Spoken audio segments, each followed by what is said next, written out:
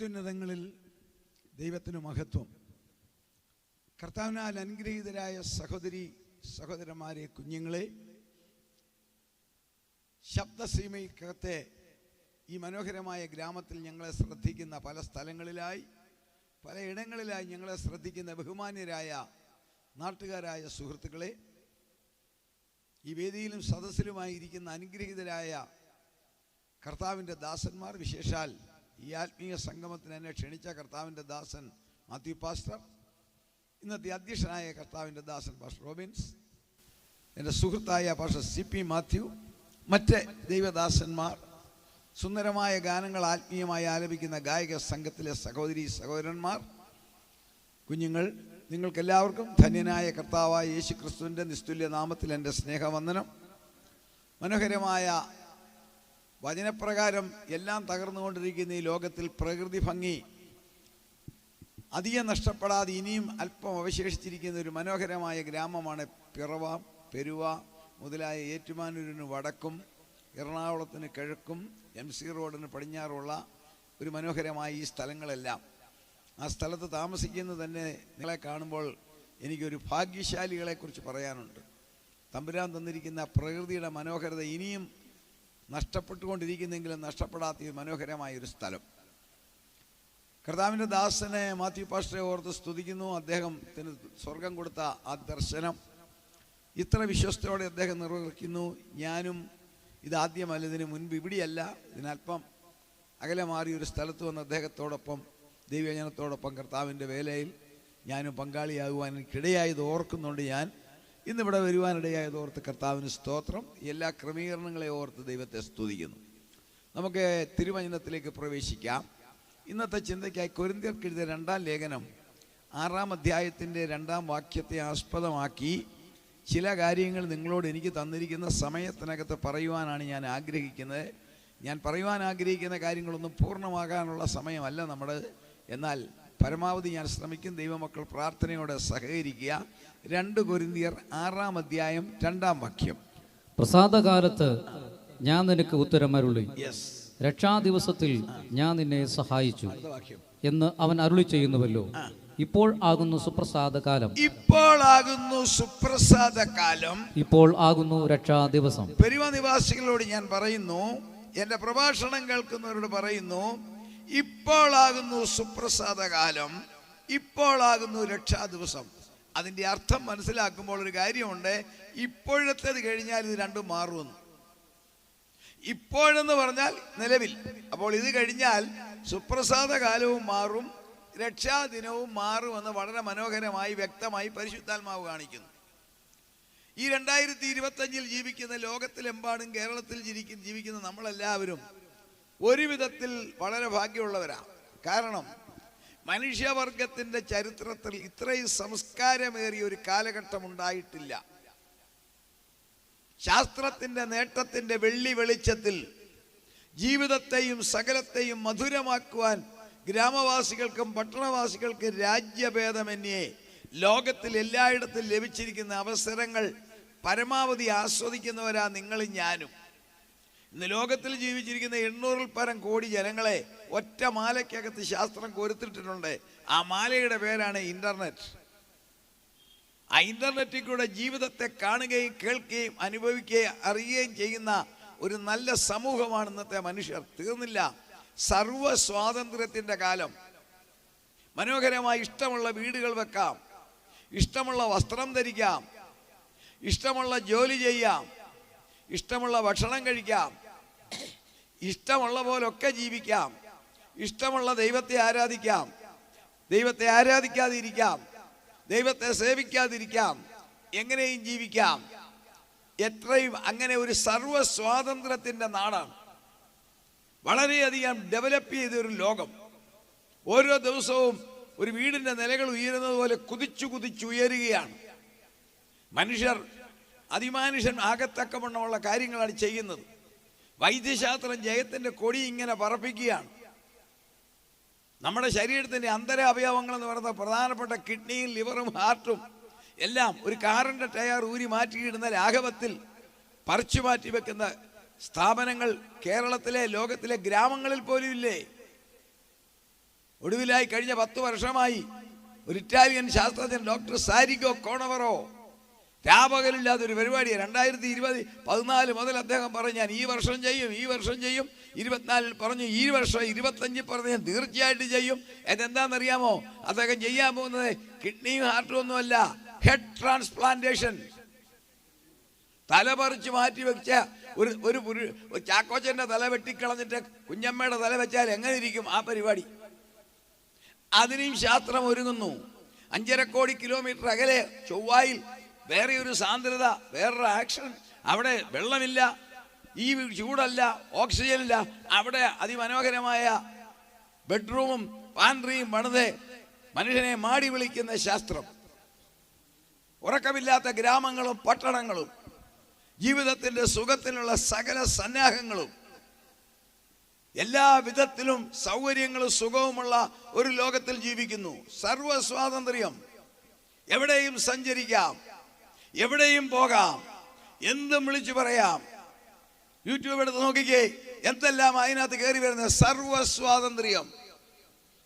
അങ്ങനത്തെ ഒരു ലോകത്തിൽ ഈ ലോകം ഇങ്ങനെ മാലോകരിങ്ങനെ സന്തോഷിച്ച് നടക്കുമ്പോൾ ഒരു സത്യം വിളിച്ചു പറയാം, ഇതിനൊരു മറുവശമുണ്ട്, ഒരു ഭയങ്കരത വരുന്നു. ആദ്യമായിട്ട് പറയട്ടെ, മനുഷ്യവർഗത്തിനു വേണ്ടി 6000 വർഷങ്ങൾക്ക് മുൻപേ ഏദൻ തോട്ടത്തിൽ ദൈവം സൃഷ്ടിച്ച യാതൊന്നുമല്ല നിങ്ങളും ഞാനും ഭക്ഷിക്കുന്നത്. നമ്മൾ ഭക്ഷിക്കുന്ന vegetable, tomato, potato, cauliflower, cabbage, പാവയ്ക്ക, എന്തിന് ബീൻസ്, അച്ചിങ്ങാപ്പയർ, ഇതൊന്നും ഏദൻ തോട്ടത്തിലേതല്ല. അതെല്ലാം പോയി. ഇന്ന് ഉച്ചയ്ക്ക് കഴിച്ച മുട്ടയുണ്ടല്ലോ, തമ്പുരാൻ നിർമ്മിച്ച കോഴിയുടെ മുട്ടയും അല്ല. അതെല്ലാം പോയി. ശാസ്ത്രത്തിന്റെ നേട്ടത്തിന്റെ വെളിച്ചത്തിൽ ഉരുത്തിരിഞ്ഞ പുതിയ വസ്തുക്കളാ നമ്മൾ ഭക്ഷിക്കുന്നത് തന്നെ. ഒറിജിനൽ എല്ലാം മാറിയില്ലേ? അതോടൊപ്പം നോക്കിക്കേ, ഇത്ര മനോഹരമായ ഒരു ലോകമാണെങ്കിലും നിഷ്പക്ഷ ബുദ്ധിയോടെ എന്നെ കേൾക്കണം. ആദ്യമേ പറയട്ടെ, ഞാനൊരു സഭയ്ക്കെതിരല്ല, ഒരു മതത്തിനെതിരല്ല, ഒരു സംഘടനയ്ക്കെതിരല്ല, ഒരു സഭയ്ക്ക് വേണ്ടിയല്ല, ഒരു മതത്തിന് വേണ്ടിയല്ല. സർവശക്തനായ ദൈവമായ സൃഷ്ടാവിൻ്റെ കാര്യം വിളിച്ചു പറയുക. നിഷ്പക്ഷ ബുദ്ധിയോടെ കേൾക്കണം. ഇത്ര മനോഹരമായ ഒരു ലോകമാണ്. ഇഷ്ടം പോലെ ധനവാന്മാർ, മനോഹരമായ വാഹനങ്ങൾ, അതിസുന്ദരമായ വീടുകൾ, എയർ കണ്ടീഷൻ ചെയ്ത മുറികൾ, വീടുകൾ, ഇഷ്ടം പോലെ വസ്ത്രം, ഇതെല്ലാം ഉണ്ടെങ്കിലും ഒരു കാര്യം ചോദിക്കട്ടെ, ഈ ലോകത്തിൽ ദൈവമക്കൾക്കല്ലാതെ ആർക്കെങ്കിലും സമാധാനം ഉണ്ടോ? നിഷ്പക്ഷമായിട്ട് ചിന്തിക്കണം. സമാധാനം നഷ്ടപ്പെട്ടില്ലേ? മനുഷ്യവർഗത്തെ മറ്റ് സൃഷ്ടികളിൽ നിന്നും നമ്മളെക്കാൾ ആരോഗ്യവും സൗന്ദര്യമുള്ള മൃഗങ്ങൾ, പക്ഷികൾ, അവയിൽ നിന്നെല്ലാം വേർപെടുത്തി കാണിക്കുന്ന കാര്യമുണ്ട്. നമുക്കൊണ്ടൊരു കുടുംബജീവിതം, അതും തകർന്നില്ലേ? കുടുംബജീവിതം തകരുന്നില്ലേ? ഡിവോഴ്സ് പെരുകുന്നില്ലേ? ഭാര്യ ഭർത്താക്കന്മാരുടെ ബന്ധം പൊട്ടിപ്പോകുന്ന ചരട് പോലെയായി കഴിഞ്ഞില്ലേ? ഇനിയും അതിനേക്കാൾ ഭയങ്കരം വേദപുസ്തകം പഠിപ്പിക്കുന്നത് പ്രായപൂർത്തിയായ ഒരു പുരുഷനും ഒരു സ്ത്രീയും സഹോദരനും സഹോദരിയും അല്ല എങ്കിൽ ഒന്നിച്ച് താമസിക്കുന്നത് പാപം.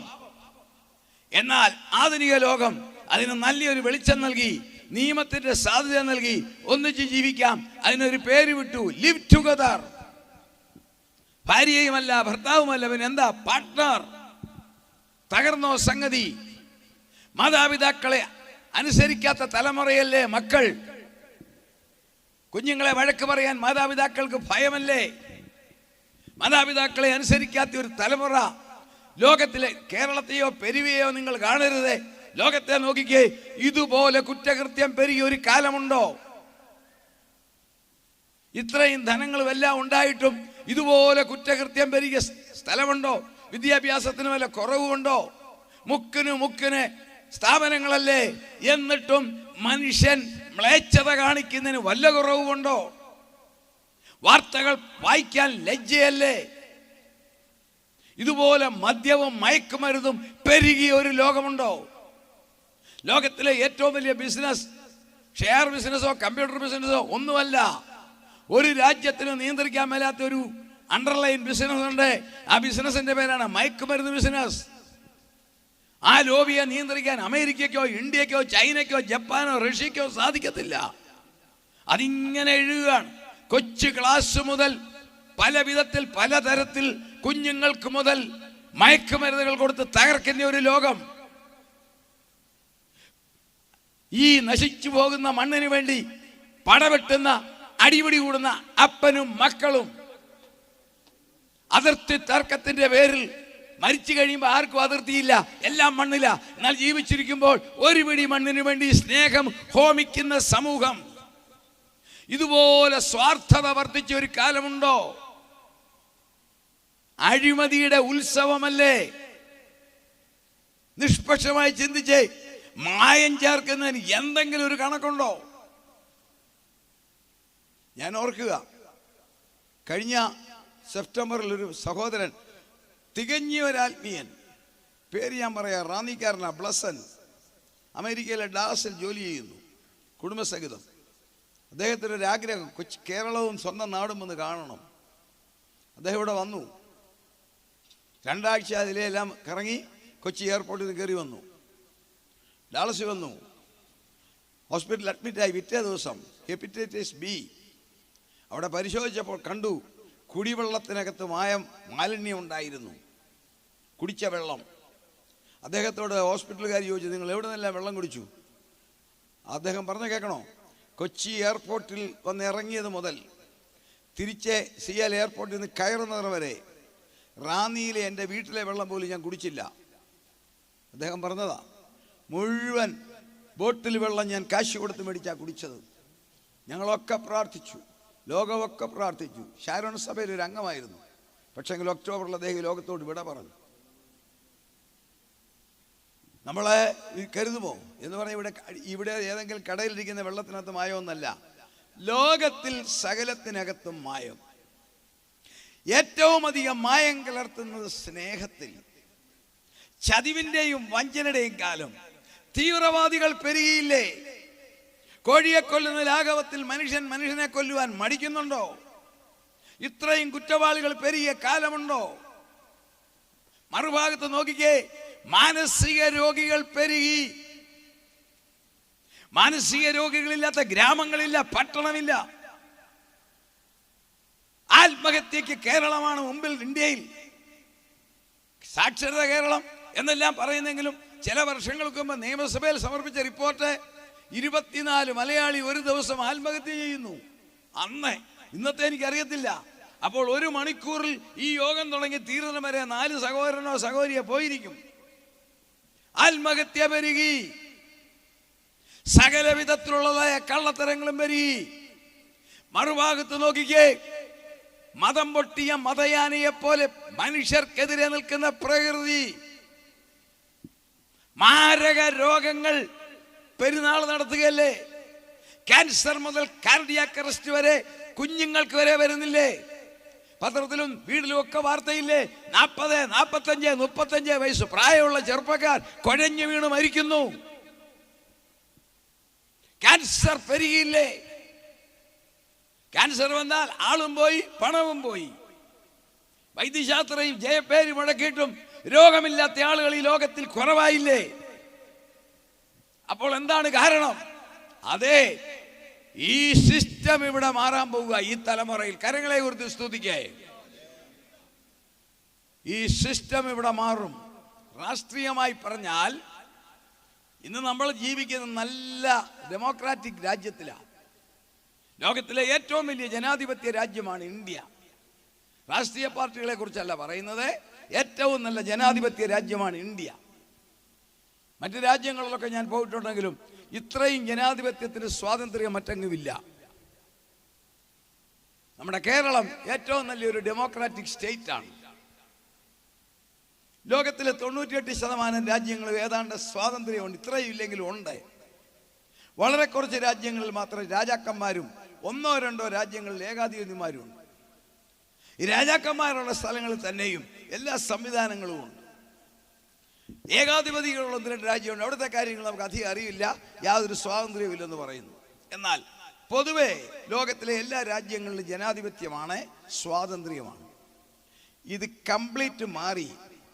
വേദപുസ്തകൻ 2600 വർഷങ്ങൾക്ക് മുൻപ് പറഞ്ഞു, ഒരുവൻ ഈ ലോകം ഭരിക്കും. ഒരുവൻ ഭരിക്കുമെന്ന് 2600 വർഷങ്ങൾക്ക് മുമ്പ് പറഞ്ഞെങ്കിൽ അവൻ ഭരിക്കുവാൻ പോകുന്നതിൻ്റെ ശബ്ദം കേട്ടതിൻ്റെ സാക്ഷികളാണ് ഈ പെരുവയിൽ എന്നെ കേൾക്കുന്നവർ. ഞാൻ തെളിയിക്കാൻ പോവുക. 2600 വർഷം മുമ്പേ ദാനിയേൽ പ്രവാചകൻ വിളിച്ചു പറഞ്ഞു, ഒരാഴ്ച വട്ടത്തേക്കവൻ പലരോടും ഒരുടമ്പടി ചെയ്യും. ദാനിയേൽ പ്രവചനം 9-ാം അധ്യായം 27-ാം വാക്യമായി എടുക്കണ്ട, ഞാൻ പറഞ്ഞു വിടാം. പ്രവചനപ്രകാരം ഒരു ദിവസം ഒരു വർഷമാണ്. അങ്ങനെയാണെങ്കിൽ 7 വർഷമായിരിക്കും. നിയമം മാറ്റുന്നവനാന്ന് പറഞ്ഞു. അതുകൊണ്ട് വേണേ പറയാം, അവൻ നിയമം മാറ്റുന്നത് എങ്ങനെയാ? വായിക്കാം. അതിന്റെ മാറ്റൊലി നിങ്ങൾക്ക് ഒരു വീട്ടിൽ വിവാഹമുണ്ടെങ്കിൽ നമുക്കറിയാം, വിവാഹത്തിന് മുമ്പേ അറിയാം. മലയാളിയുടെ ഭാഷയെ പറയും, പടിഞ്ഞാറൻ രാജ്യങ്ങളിലും കല്യാണ വീടെന്ന് പറയത്തില്ലെങ്കിൽ കണ്ടാൽ അറിയാം അവിടെ വിവാഹം നടക്കാൻ പോകുന്നത്. കാരണം രാത്രിയിലും പകലും നല്ല പല വിധത്തിലുള്ള ലൈറ്റ്.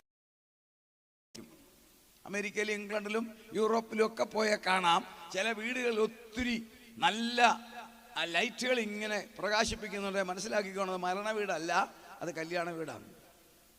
അങ്ങനെയാണെങ്കിൽ അവൻ ചെയ്യാൻ പോകുന്ന നിയമത്തിന്റെ ആരംഭം കുറിച്ചോ ഇല്ലയോ? ദാനിയേൽ പ്രവചനം 7-ാം അധ്യായം 25-ാം വാക്യം വായിക്കാം. ആ ഒറ്റ വാക്യത്തിൽ നിങ്ങൾക്ക് വ്യക്തമാകും അവൻ വരുന്നതിന്റെ ശബ്ദം. അവൻ അത്യുന്നതനായവന് 9-ാം അധ്യായം 7-ാം അധ്യായം 25-ാം വാക്യം. അവൻ അത്യുന്നതനായവന് വിരോധമായി. ദൈവമക്കളുടെ ഭാഷയെ പറയുക, അവനെന്ന് പറഞ്ഞ എതിർ ക്രിസ്തു, ആന്റി ക്രൈസ്റ്റ്, സാത്താൻ, മൃഗം, കള്ളപ്രവാചകൻ, സാത്താൻ, പല പേരുകളുണ്ട്. തിന്മയുടെ ഇതൊക്കെയാണ് അവന്റെ പേര്.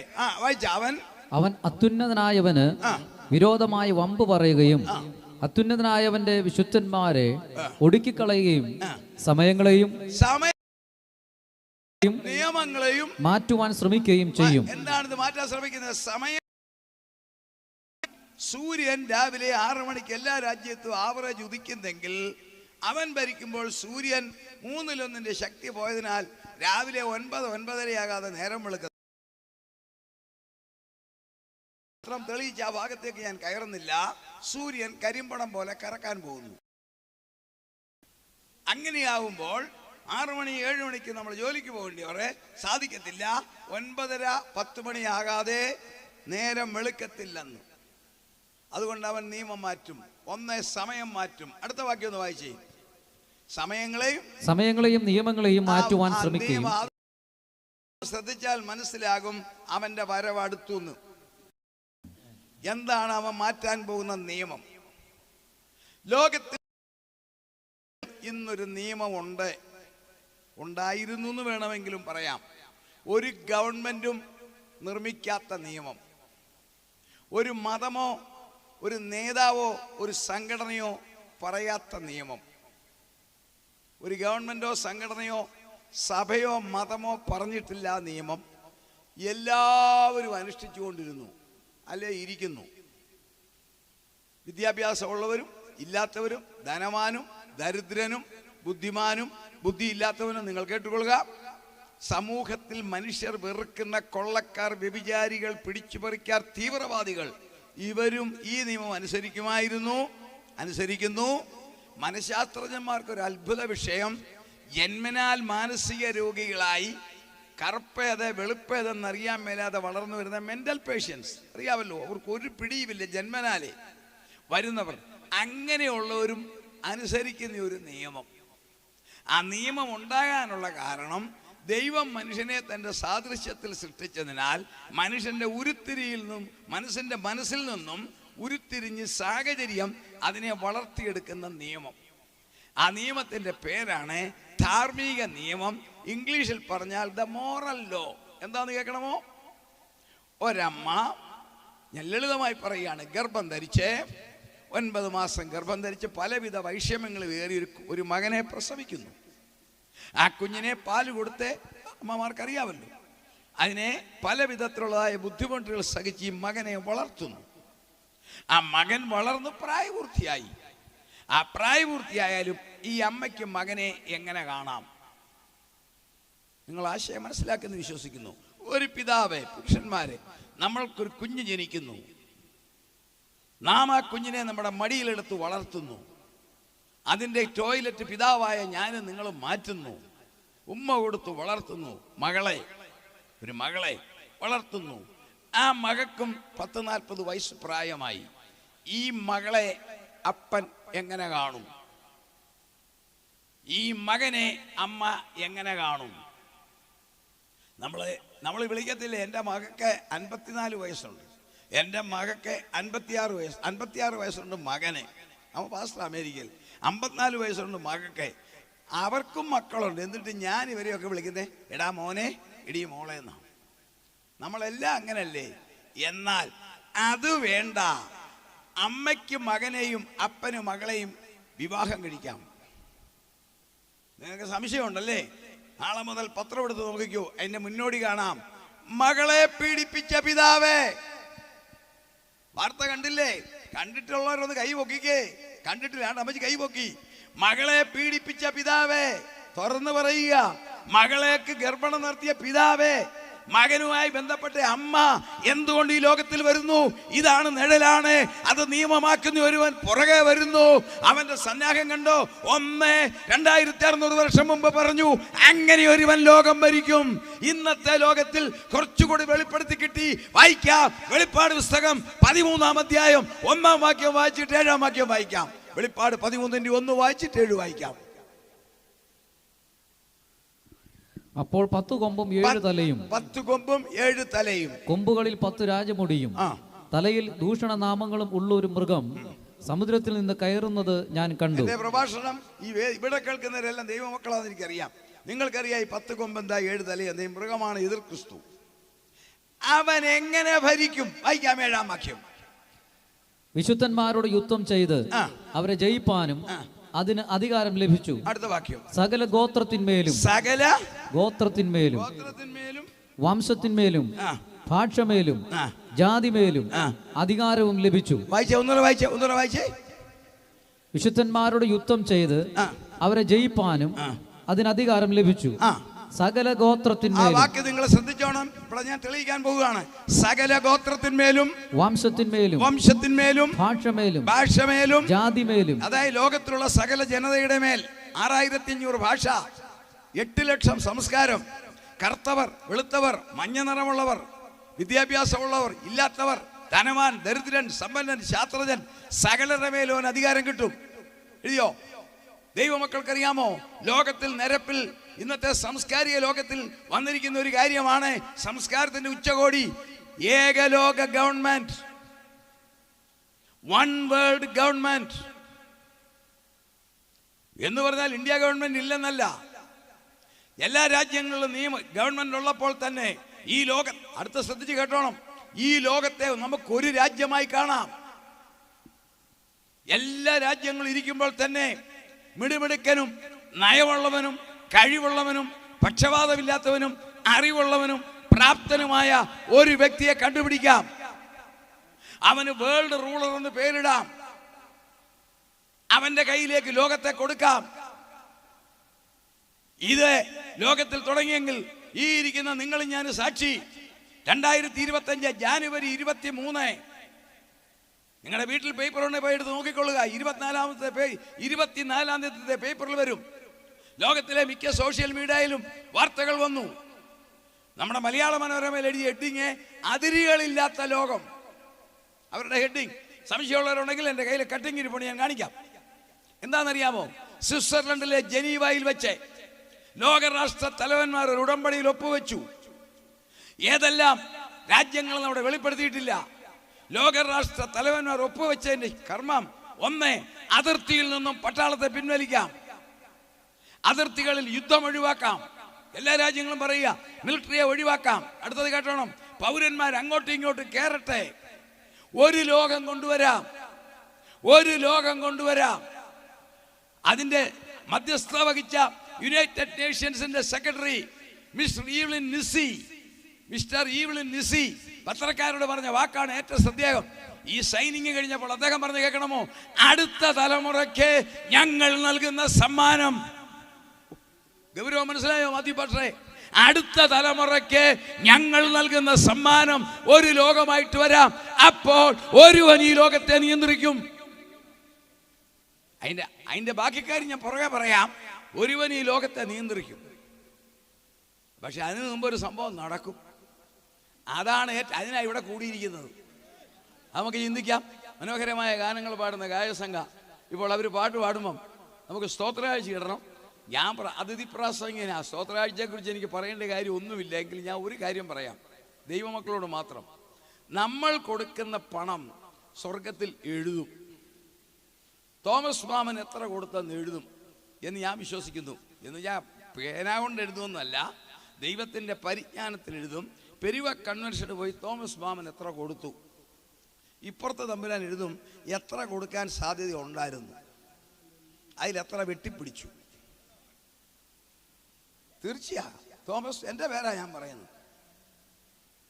ഞാനിവിടെ അതിഥി പ്രസംഗനാ. ഇവിടെ വന്ന് താന്ന് കയ്യും താത്തിരുന്നാൽ മതി, എൻ്റെ അടുത്തേക്ക് പാത്രം കൊണ്ടുവരികയില്ല. പക്ഷെ പരിശുദ്ധാത്മാ പറയും നിനക്ക് എത്ര കൊടുക്കാൻ ഒക്കുമായിരുന്നു, നീ എത്ര കൊടുത്തു. ദൈവമക്കൾ കരങ്ങളെ കുറിച്ച് സന്തോഷത്തോടെ സ്തുതിച്ചേ.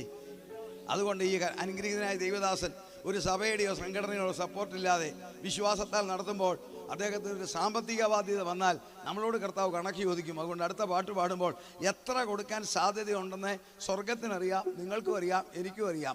അതനുസരിച്ച് കൊടുക്കുക. സാധ്യതയില്ല അതൊരു കൊടുക്കുകയും ചെയ്യുന്നതേ കർത്താവ് സഹായിക്കും. സ്തോത്ര കാഴ്ച എടുക്കുവാൻ ഉത്തരവാദിത്തപ്പെട്ടവർ എത്രയും വേഗം മുൻപോട്ട് കടന്നു വരേണ്ടതാണ്. ആ സന്ദർഭത്തിൽ കൊയർ ഒരു ഗാനം ആലപിക്കും. നമ്മുടെ ബഹുമാന്യ പാസ്റ്റർ സ്തോത്ര കാഴ്ചയെക്കുറിച്ച് പറഞ്ഞതുകൊണ്ട് ഞാനൊന്നും തന്നെ പറയുവാൻ ആഗ്രഹിക്കുന്നില്ല. ഈ സുവിശേഷ പ്രവർത്തനങ്ങളുടെ പിന്നിൽ ഒരുപാട് അധ്വാനമുണ്ട്, ഒരുപാട് പ്രയത്നമുണ്ട്, ഒരുപാട് ചെലവുണ്ട്. സ്വർഗരാജ്യത്തിൻ്റെ വിസ്തൃതിക്ക് വേണ്ടി നമുക്കാകുവോളം കൈത്താങ്ങൽ കൊടുക്കുവാൻ ഇന്ന് രാത്രി കർത്താവ് കൃപ നൽകട്ടെ. നമുക്ക് ചേർന്ന് പാടി ആരാധിക്കാം. അപ്പോൾ തന്നെ സ്തോത്ര കാഴ്ചയും അർപ്പിക്കാം. കർത്താവ് നമ്മെ അനുഗ്രഹിക്കട്ടെ.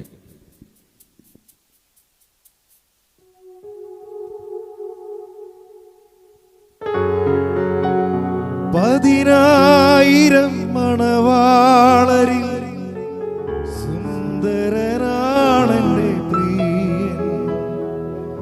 പതിനായിരം മണവാളരിൽ സുന്ദരനാണെന്റെ പ്രിയൻ.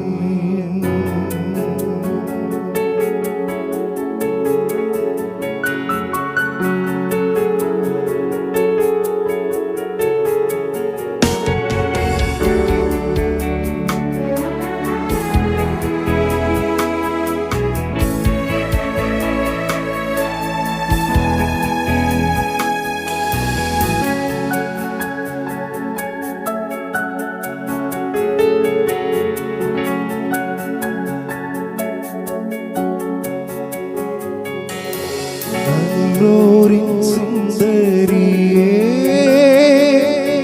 നിൻ പ്രിയനെന്തു വിശേഷതയോ. നല്ലൂരിൻ സുന്ദരിയേ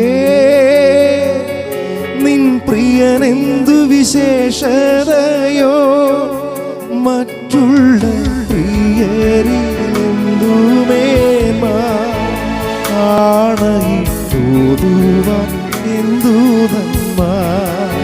മറ്റുള്ള പ്രിയരിലെന്തുമേന്മ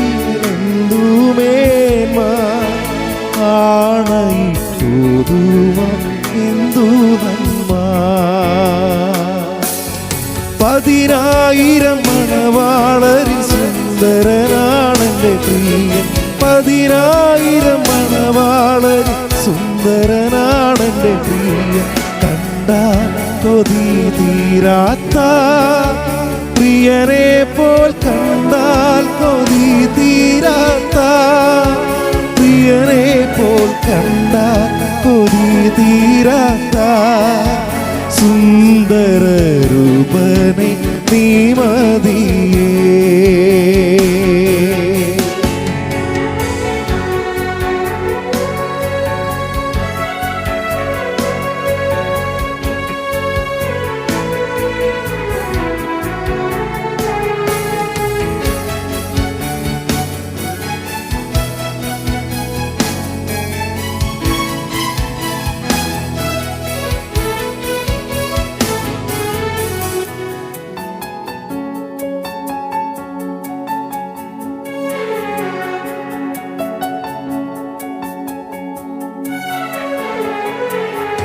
നിൻ ശിരസ്സു മെച്ചമാ ഉള്ള തങ്കം കൊണ്ടുള്ളതു നിൻ ശിരസ്സു മെച്ചമാ ഉള്ള തങ്കം കൊണ്ടുള്ളതു കുറുനിരകൾ കാക്കയെ പോൽ കറുത്തും ഭംഗിയിലാകെ ചുരുണ്ടതുമാ കുറുനിരകൾ കാക്കയെ പോൽ കറുത്തും ഭംഗിയിലാകെ ചുരുണ്ടതുമാ 10,000 മണവാളരിൽ സുന്ദരനാണെൻ്റെ പ്രിയൻ 10,000 മണവാളരിൽ സുന്ദരനാണെൻ്റെ പ്രിയൻ കണ്ടാൽ കൊതി തീരാത്ത പ്രിയനെ പോൽ കണ്ടാൽ കൊതി തീരാത്ത പ്രിയനെ പോൽ കണ്ടാൽ കൊതി തീരാത്ത സുന്ദര രൂപനെ നീ മതിയേ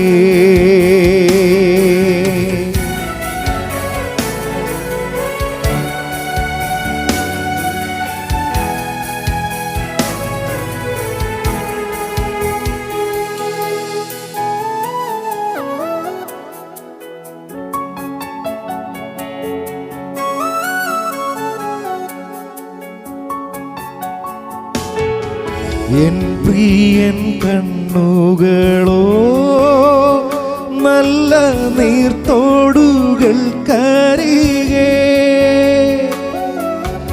എൻ പ്രിയൻ കണ്ണുകളോ നല്ല നീർത്തോടുകൾ കരികെ ഉള്ള പ്രാവികൾ തുല്യമേ നന്നായി പാലിൽ കഴുകിയതും ഉള്ള പ്രാവിൻ കണ്ണുകൾ തുല്യമേ നന്നായി പാലിൽ കഴുകിയതും 10,000 മണവാളരിൽ സുന്ദരനാണെൻ്റെ പ്രിയൻ 10,000 മണവാളരിൽ സുന്ദരനാണെൻ്റെ പ്രിയൻ കണ്ടാൽ കൊതി തീരാത്ത പ്രിയനെ പോൽ കണ്ടാൽ കൊതി തീരാത്ത പ്രിയനെ പോൽ കണ്ടാൽ കൊതി തീരാത്ത സുന്ദര രൂപനെ നീ മതിയേ നീട്ടപ്പെട്ട സ്തോത്ര കാഴ്ചയ്ക്കായി തുടർന്നുള്ള പഞ്ചസൂക്ഷയ്ക്കായി കർത്തദാസൻ പി.എസ്. സാമുവേൽ പ്രാർത്ഥിക്കും. പ്രിയ പിതാവേ, നല്ല സമയത്തിനായി സ്തോത്രം. കർത്താവിൻ്റെ നാമത്തിൻ്റെ മഹത്വത്തിനായി ഇവിടെ എടുക്കപ്പെട്ട സ്തോത്ര കാഴ്ചയ്ക്കായി സ്തോത്രം ചെയ്യുന്നു. കരം നീട്ടി എല്ലാവരെയും കർത്താവ് ധാരാളമായി അനുഗ്രഹിക്കണം. ഏറിയ പ്രതിഫലം കൊടുത്ത് കർത്താവ് മാനിക്കണമേ. ഈ കൺവെൻഷൻ്റെ ചിലവിലേക്ക് ആവശ്യമായതെല്ലാം നൽകി കർത്താവ് അവരെ മാനിക്കണമേ. തുടർന്ന് അങ്ങയുടെ ദാസനിൽ കൂടെ ഞങ്ങളോട് സംസാരിക്കണം. എല്ലാം അങ്ങയുടെ നാമത്തിൻ്റെ മഹത്വമായി തീർക്കണം. തൃക്കരങ്ങളിലേക്ക് സമർപ്പിക്കുന്നു. യേശു ക്രിസ്തുവിൻ്റെ വിലയേറിയ നാമത്തിൽ തന്നെ ആമേൻ.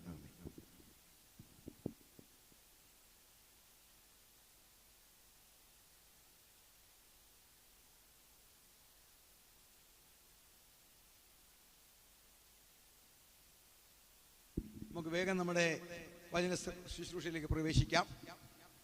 2600 വർഷം മുമ്പേ ദാനിയേൽ പ്രവാചകനിൽ കൂടി പറഞ്ഞു, ഒരുവൻ ലോകത്തെ ഭരിക്കുമെന്ന്. 7 വർഷം.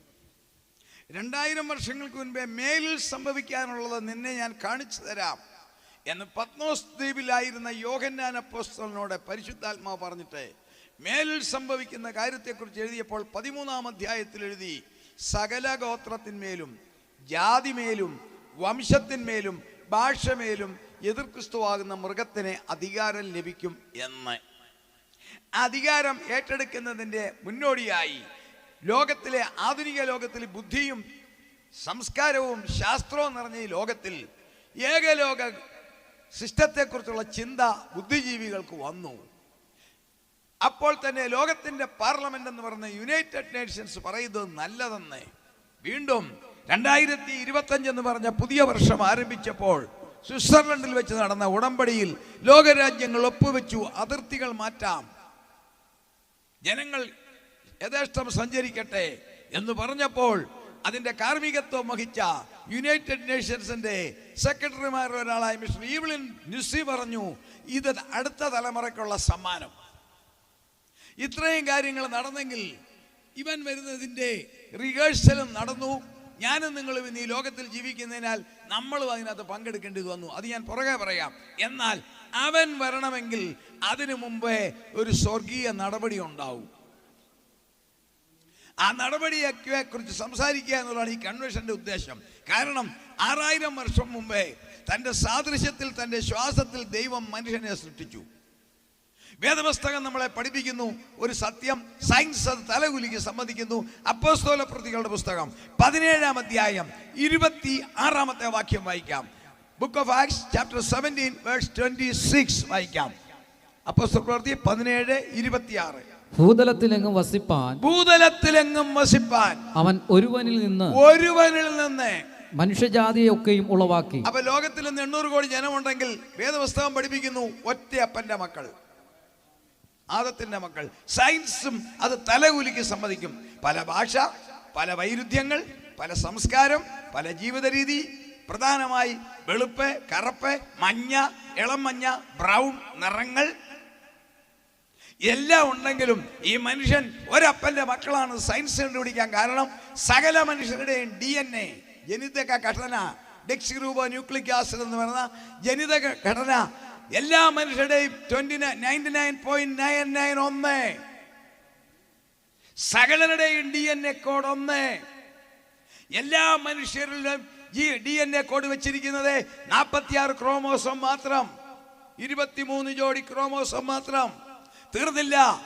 സാധാരണക്കാർക്ക് മനസ്സിലാകും. ഉഷ്ണരാജ്യത്തിലും ശീതരാജ്യത്തിലും അത്യുഷ്ണരാജ്യത്തിലും എവിടെ ചെന്നാലും മനുഷ്യന്റെ ബോഡി ടെമ്പറേച്ചർ നോർമൽ 98.4.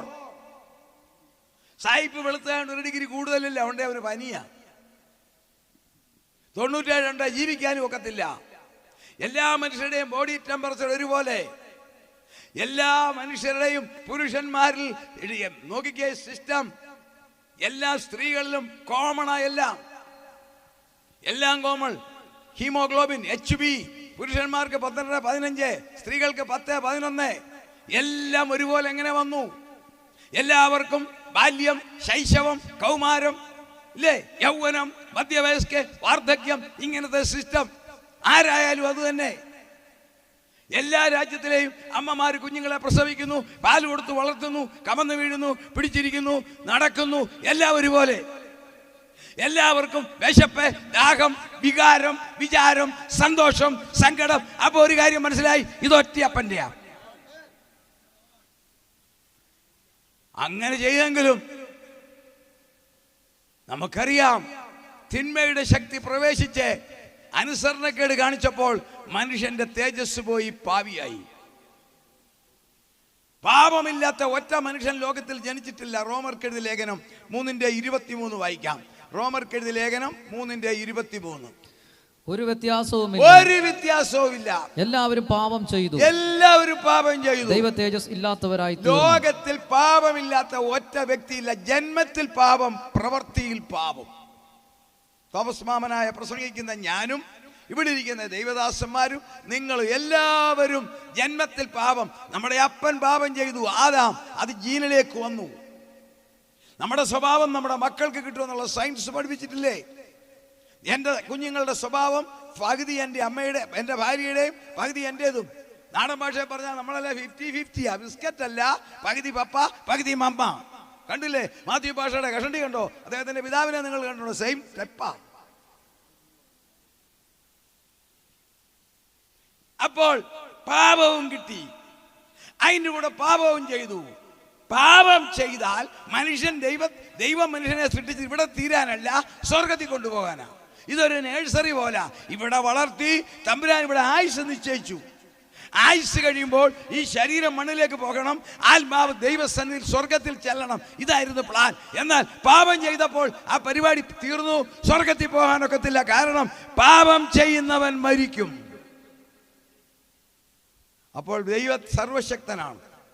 വേണമെങ്കിൽ ഈ മനുഷ്യവർഗത്തെ അങ്ങ് ക്യാൻസൽ ചെയ്തിട്ട് വേറെ ഒന്നിനെ സൃഷ്ടിക്കായിരുന്നു അല്ലേ? ഒന്ന് ചിന്തിച്ചു നോക്കിക്കേ.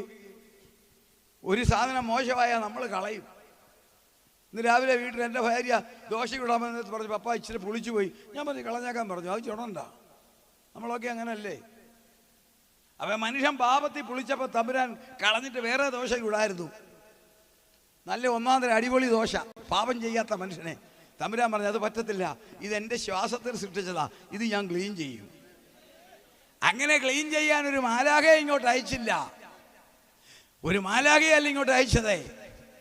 ദൈവത്തിൻ്റെ ആ സ്നേഹത്തിൻ്റെ ശക്തി കണ്ടോ? ഞാൻ ചോദിക്കട്ടെ, എൻ്റെ ഫ്രണ്ടിലിരിക്കുന്ന അമ്മച്ചിമാരെ, സഹോദരന്മാരെ, നമ്മൾ നമ്മുടെ വീടിൻ്റെ മുറ്റത്ത് നിൽക്കുന്നു, അല്ലെ നമ്മുടെ വീടിൻ്റെ വരാന്തയിൽ നിൽക്കുന്നു, നമ്മൾ ആരോ വിരുന്നുകാർ വന്നു, അല്ലെ മാത്യു പാസ്റ്റർ വന്നു, സംസാരിച്ചുകൊണ്ടിരിക്കുന്നു, നമ്മുടെ മഴ പെയ്യുന്നു, നമ്മുടെ വീട്ടിലെ ഒരു കുഞ്ഞെ മുറ്റത്ത് പോയി വീണ് മഴയത്ത് കിടക്കുന്നു. ഏതെങ്കിലും വീട്ടുകാരത്തി പറയുവോ ഞാൻ എൻ്റെ സാരി വെള്ളം വീഴും, അയൽവക്കത്തെ കുഞ്ഞമ്മ വന്ന് എടുത്തു തരാൻ പറയുവോ? ഏതെങ്കിലും ഒരു പിതാവ് പറയുവോ എൻ്റെ പാൻസ് എടുക്കാവും, അപ്പുറത്തെ ചാക്കോച്ച എൻ്റെ കൊച്ചൻ വെള്ളത്തിൽ കിടക്കുന്ന എടുക്കാൻ നമ്മൾ ചാടി ഇറങ്ങുവോ? അങ്ങനെ മനുഷ്യരായി നമ്മൾ ചാടി ഇറങ്ങുമെങ്കിൽ നമ്മളെ സൃഷ്ടിച്ചവനാ ദൈവം പറഞ്ഞു, എൻ്റെ സൃഷ്ടി പാപത്തിൽ കിടക്കുന്നതിനാൽ ഞാൻ അവനെ എടുക്കുവാൻ ഞാൻ ഇറങ്ങി വരും. അങ്ങനെ ഇറങ്ങി വന്നതാണ് യഹോവയായ ദൈവം, ഇറങ്ങി വന്നതാണ് യേശു തമ്പുരാൻ.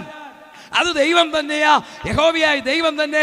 അവൻ ദൈവരൂപത്തിലിരിക്കെ ദൈവത്തോടുള്ള സമത്വം മുറുകെ പിടിച്ചുകൊള്ളുന്നത് വിചാരിക്കാതെ ദാസരൂപമെടുത്തു. മനുഷ്യ സാദൃശ്യത്തിലായി, വേഷത്തിൽ മനുഷ്യനായി. എന്താ ദൈവമായിട്ട് വരാഞ്ഞ്? നമ്മുടെ സാമാന്യ ബുദ്ധിക്ക് ചിന്തിച്ചേ. മാത്യു പാസ്റ്ററെ ഞാൻ അഭിനന്ദിക്കുന്ന ഒന്നാം തരം സ്റ്റേജാണ്. ഇപ്പോൾ തന്നെ നാല് അഞ്ച് ഞങ്ങളൊരു 15 പേര് കൊടുക്കുന്നുണ്ട്. അതിൽ ഏറ്റവും വെയിറ്റ് കുറവുള്ളവനും പ്രായമുള്ളവനും ഞാനാണ്. ബാക്കിയെല്ലാം നല്ല ചെറുപ്പക്കാർ കുട്ടന്മാരാണ്. ഞാൻ മാത്രം 87 കിളവനാണ്. ബാക്കിയെല്ലാം നല്ല മിടുക്കരാണ്. ഇവരെല്ലാം കൂടെ നിന്നുകൊണ്ട് ഡാൻസ് ചെയ്ത് ആടത്തെ ഈ സ്റ്റേജ് പോകത്തില്ല. നമുക്കറിയാം, അത്ര ഉറപ്പാണ്. നല്ല സ്റ്റേജാണ്. എന്നാൽ ഞാൻ ചോദിച്ചോട്ടെ, ഒരാനയും ഇങ്ങോട്ട് കയറ്റി വിടാവൂ? ആന വരും, നാളെ സ്റ്റേജ് ഇവിടെ കാണത്തില്ല. അപ്പോൾ ഒരാനയ്ക്കിതേ വരാൻ മേലെങ്കിൽ ഈ പ്രപഞ്ചത്തെ 10,000 കോടി നക്ഷത്രങ്ങളുള്ള ഈ മിൽക്കി വേ ഉൾപ്പെടെ ആയിരക്കണക്കിന് ഗാലക്സിയുള്ള ഈ പ്രപഞ്ചത്തെ ഉണ്ടാകട്ടെ എന്ന് ഒറ്റ വാക്കിൽ സൃഷ്ടിച്ച ദൈവത്തിന് ആകാരത്തിൽ വന്നാൽ ഭൂമിയില്ല. അതിനാണ് ദൈവം മനുഷ്യനായത്. അത് മതം സ്ഥാപിക്കാനല്ല, സഭ സ്ഥാപിക്കാനല്ല, അതിലൊന്നുമല്ല. പാപത്തിൽ വീണ മനുഷ്യനെ രക്ഷിക്കുവാൻ തന്റെ സ്നേഹം വെളിപ്പെടുത്തി സ്വന്തം രക്തം കാൽവരി ക്രൂശിൽ ഊറ്റിയപ്പോൾ മനുഷ്യൻ പാപത്തിൽ നിന്ന് മാറി. മനോഹരമായ ദൈവത്തിന്റെ സ്നേഹത്തിന്റെ ശക്തി. യേശു തമ്പുരാനെന്ന് പറഞ്ഞാൽ ഒരു മതത്തിന്റെ ദൈവമല്ല, അതൊക്കെ തെറ്റിദ്ധരിപ്പിക്കപ്പെടുന്നതാ. ഒരു സഭയുടെ ദൈവമല്ല, ക്രിസ്ത്യാനികളുടെ സ്വത്തല്ല. മനുഷ്യവർഗത്തിന്റെ പാപത്തിന്റെ ഏക പരിഹാരം വായിക്കാം. 1 യോഹന്നാൻ 1:8 വായിച്ചിട്ട് 1 യോഹന്നാൻ 1:7 വായിക്കണം. ആദ്യമേ 1 യോഹന്നാൻ 1:8, 2 1:7. നമുക്ക് പാപമില്ല എന്ന് നാം പറയുന്നു എങ്കിൽ നമ്മെ തന്നെ വഞ്ചിക്കുന്നു. പാപമില്ലെന്ന് ആർക്കെങ്കിലും പറയാനൊക്കുവോ? ഇല്ല. ഒത്തിരി വിശുദ്ധന്മാർ കൂടി ഒരു പെങ്കൊച്ചിനെ കൊണ്ട് കർത്താവിന് മുമ്പിൽ നിർത്തി. ഒത്തിരി വിശുദ്ധന്മാരായിരുന്നു. എന്നിട്ട് പറഞ്ഞു, കർത്താവേ, പച്ചയ്ക്ക് പച്ച തൊണ്ടി പിടിച്ചു വിചാരം ചെയ്തു. ന്യായപ്രമാണത്തിന്റെ ഇത്രാമത്തെ പേജിൽ ഇത്രാമത്തെ ലൈനിൽ എഴുതിയിട്ടുണ്ട്, വിളെ കല്ലെറിഞ്ഞു കൊല്ലണമെന്ന്. നീ എന്നാ പറയുന്നു? കർത്താവ് പറഞ്ഞു, ന്യായപ്രമാണത്തിന് ഇത്രാമത്തെ പേജിൽ എഴുതിയിട്ടുണ്ടല്ലോ, ഒരു കുഴപ്പമില്ല, കല്ലെടുക്കാൻ പറഞ്ഞു. എല്ലാവരും കല്ലെടുത്തപ്പം 1 2 3 അറിയാൻ പോവുക. കർത്താവ് പറഞ്ഞു, കല്ല് കയ്യിലുണ്ടോ? ഉണ്ട്. ഒരു കാര്യം, പാപമില്ലാത്തവന് ഉദ്ഘാടനം ചെയ്യാൻ പറഞ്ഞു. ആദ്യം വന്നവൻ പറഞ്ഞു, എൻ്റെ കൊച്ചിന് സുഖമില്ല, ഞാൻ പോവുക. രണ്ടാമത് വന്നവൻ പറഞ്ഞു, ഭാര്യയെ വിളിക്കുന്നു, പോവുക. എല്ലാം പോയി, ഒറ്റയെണ്ണ അവിടെ നിന്നില്ല. എന്താ ഈ പറഞ്ഞപ്പം അവൻ്റെ ഈ കല്ലെറിയാൻ വന്ന പുള്ളികൾ ചെയ്ത പാപമെല്ലാം മുമ്പിൽ വന്നു. അങ്ങനെയാണെങ്കിൽ നമുക്ക് പാപമില്ല എന്ന് നാം പറയുന്നുവെങ്കിൽ നമ്മെ തന്നെ വഞ്ചി. ഇനി 7-ാം വാക്യം വായിക്കാം. അവൻ വെളിച്ചത്തിൽ ഇരിക്കുന്നത് പോലെ നാം വെളിച്ചത്തിൽ നടക്കുന്നുവെങ്കിൽ നമുക്ക് തമ്മിൽ കൂട്ടായ്മയുണ്ട്. അടുത്ത വാക്യം, അവന്റെ പുത്രനായ യേശുവിന്റെ രക്തം, അവന്റെ പുത്രനായ യേശുവിന്റെ രക്തം സകല പാപവും പോക്കി നമ്മെ ശുദ്ധീകരിക്കുന്നു. ദൈവമക്കളെ, ലോട്ടറി അടിക്കുന്നത് ഭാഗ്യമാ. നല്ല ജോലി കിട്ടുന്നത് ഭാഗ്യമാ, വിദേശത്ത് പോകുന്നത് ഭാഗ്യമാ, രാഷ്ട്രീയ സ്ഥാനത്ത് വരുന്ന ഭാഗ്യമാ, മന്ത്രിയാകുന്നത് ഭാഗ്യമാ, എല്ലാം ഭാഗ്യമാ, വാഹനം കിട്ടുന്നത് ഭാഗ്യമാ. എന്നാൽ ആ ഭാഗ്യം മുഴുവൻ ഈ ലോകത്തിൽ തീരുമ്പോൾ ലംഘനം ക്ഷമിച്ചും പാപം മറിച്ചും കിട്ടിയവൻ ഭാഗ്യവാൻ. ബാക്കി ഭാഗ്യങ്ങളൊക്കെ നല്ലതാ, പക്ഷേ ശവപ്പെട്ടിക്കപ്പുറം വരുന്ന ഒറ്റ ഭാഗ്യവും ഈ ഭൂമിയിലില്ല. ഈ രാജ്യത്തിന്റെ പ്രധാനമന്ത്രിയായാലും ഈ രാജ്യത്തിന്റെ മന്ത്രിയായാലും ഇവിടുത്തെ സഭയുടെ അധിപനായാലും കോടിക്കണക്കിന് സ്വത്തുണ്ടെങ്കിലും ഏവനും മരിച്ചു കഴിയുമ്പോൾ ഒന്നും പുറകെ വരത്തില്ല. എന്നാൽ യേശുവിന്റെ രക്തത്താൽ പാപക്കറ മാറിയാൽ ആ ഭാഗ്യം തുടങ്ങുന്നത് ഈ ലോക ജീവിതം തീരുമ്പോഴാണ്. അതാണ് കർത്താവിന്റെ ദൗത്യം. ഇന്ന് രാത്രി ഞങ്ങൾക്ക് പറയാനുള്ളത്, പാപത്തിന് ഒത്തിരി അടയാളങ്ങളുണ്ട്, അതൊന്നും പറയാൻ നേരമില്ല. പാപമുണ്ടോ എന്നറിയാൻ ഒരൊറ്റ പരിപാടിയുള്ളൂ. നമ്മൾ ടെമ്പറേച്ചർ നോക്കത്തില്ലേ, BP നോക്കത്തില്ലേ? BP നോക്കാൻ നമുക്കറിയാം. BP നോക്കി ഡയസ്റ്റോളിക് സിസ്റ്റോളിക് BP നോക്കാൻ അറിയാമല്ലാത്ത കുഞ്ഞുങ്ങൾ പോലും ഇല്ല, വീടുകളെല്ലാം ഉണ്ട് അല്ലേ? 80, 110 നോർമൽ. അതിന് മേലോട്ട് പോയാൽ സംഗതി കുഴച്ചില്ല, ആംബുലൻസ് വിളിക്കണം. പാപമുണ്ടോ അതെങ്ങനെ അറിയാമെന്നറിയാവോ? ഒന്ന്, സമാധാനം കാണത്തില്ല, സമാധാനമില്ല, സംഗതി പാവമാണ്, സ്വസ്ഥതയില്ല, എവിടെ സംശയം, എവിടെയും ഭയം, എത്ര അധ്വാനിച്ചിട്ടും അങ്ങോട്ട് കയറി വരുന്നില്ല. നന്നാത്ത ആവശ്യം കിടപ്പാൻ പോവും, കടനപ്രയം ഉപയോഗിക്കുന്നു, വെറുതെ. എന്താ? പാപമാണ്, പുറകിൽ തിന്മയുടെ ശക്തിയാണ്.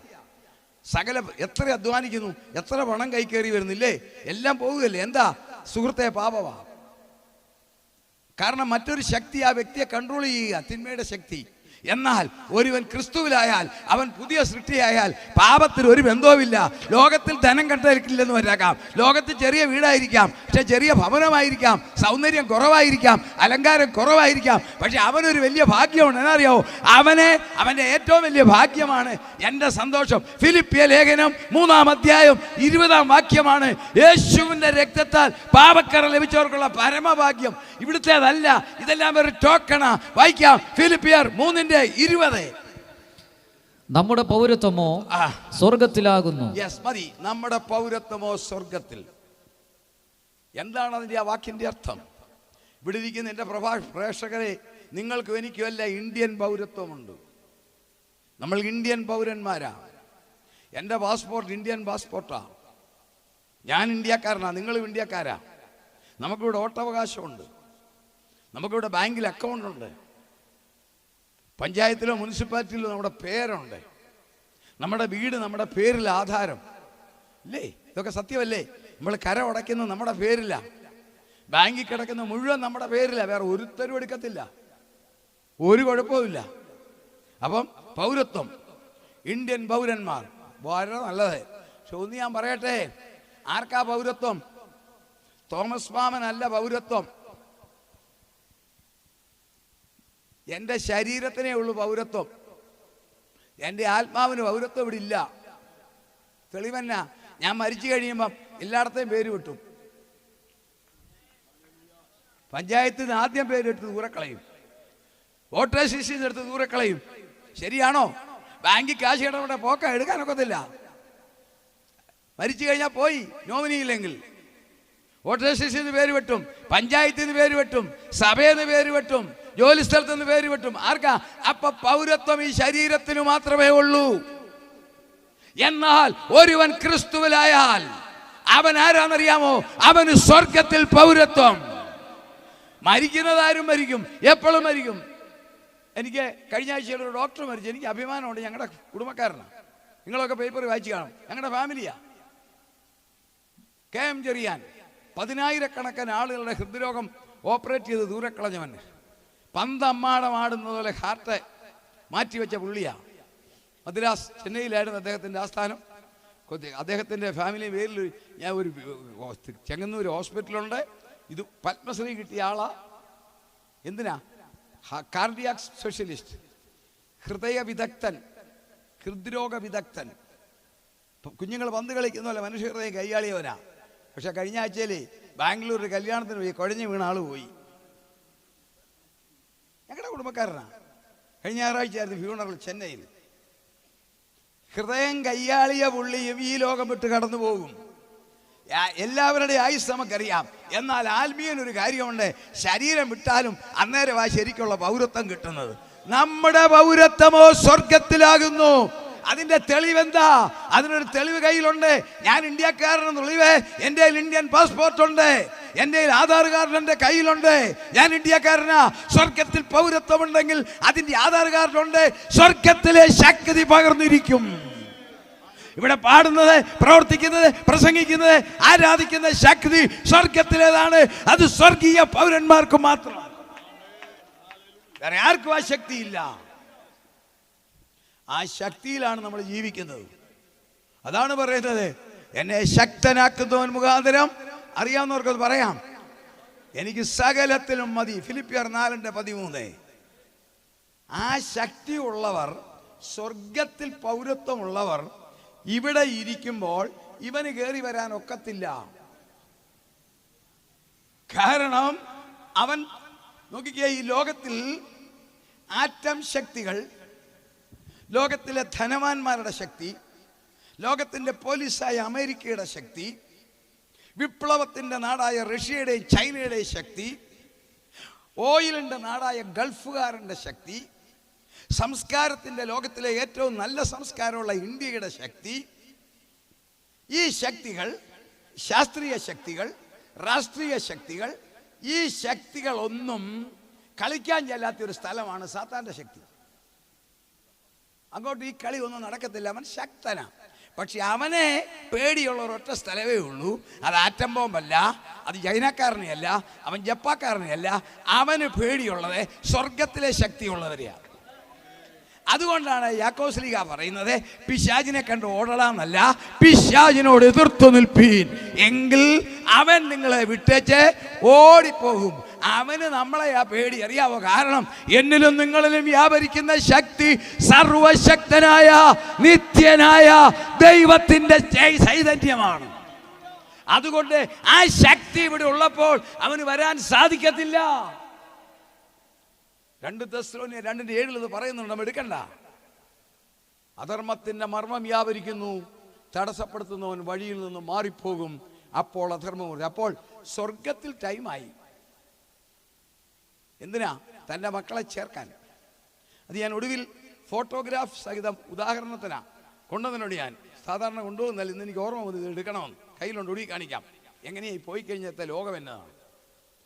കർത്താവ് വന്ന് ഈ സഭ എടുക്കപ്പെടുന്നു. സഭയെന്ന് പറഞ്ഞാൽ പെന്തിക്കോസ്തുകാർ എടുക്കപ്പെടുന്നു, ഇന്നവരെന്നല്ല. രക്ഷയുടെ അനുഭവമുള്ള, വീണ്ടും ജനിച്ചിട്ടുള്ള, കർത്താവിൻ്റെ രക്തത്തിൽ പാപക്കറ മാറിയിട്ടുള്ള, നോക്കിക്കേ, വെറുതെ ഒന്നും കയറി പോകാൻ ഒക്കത്തില്ല.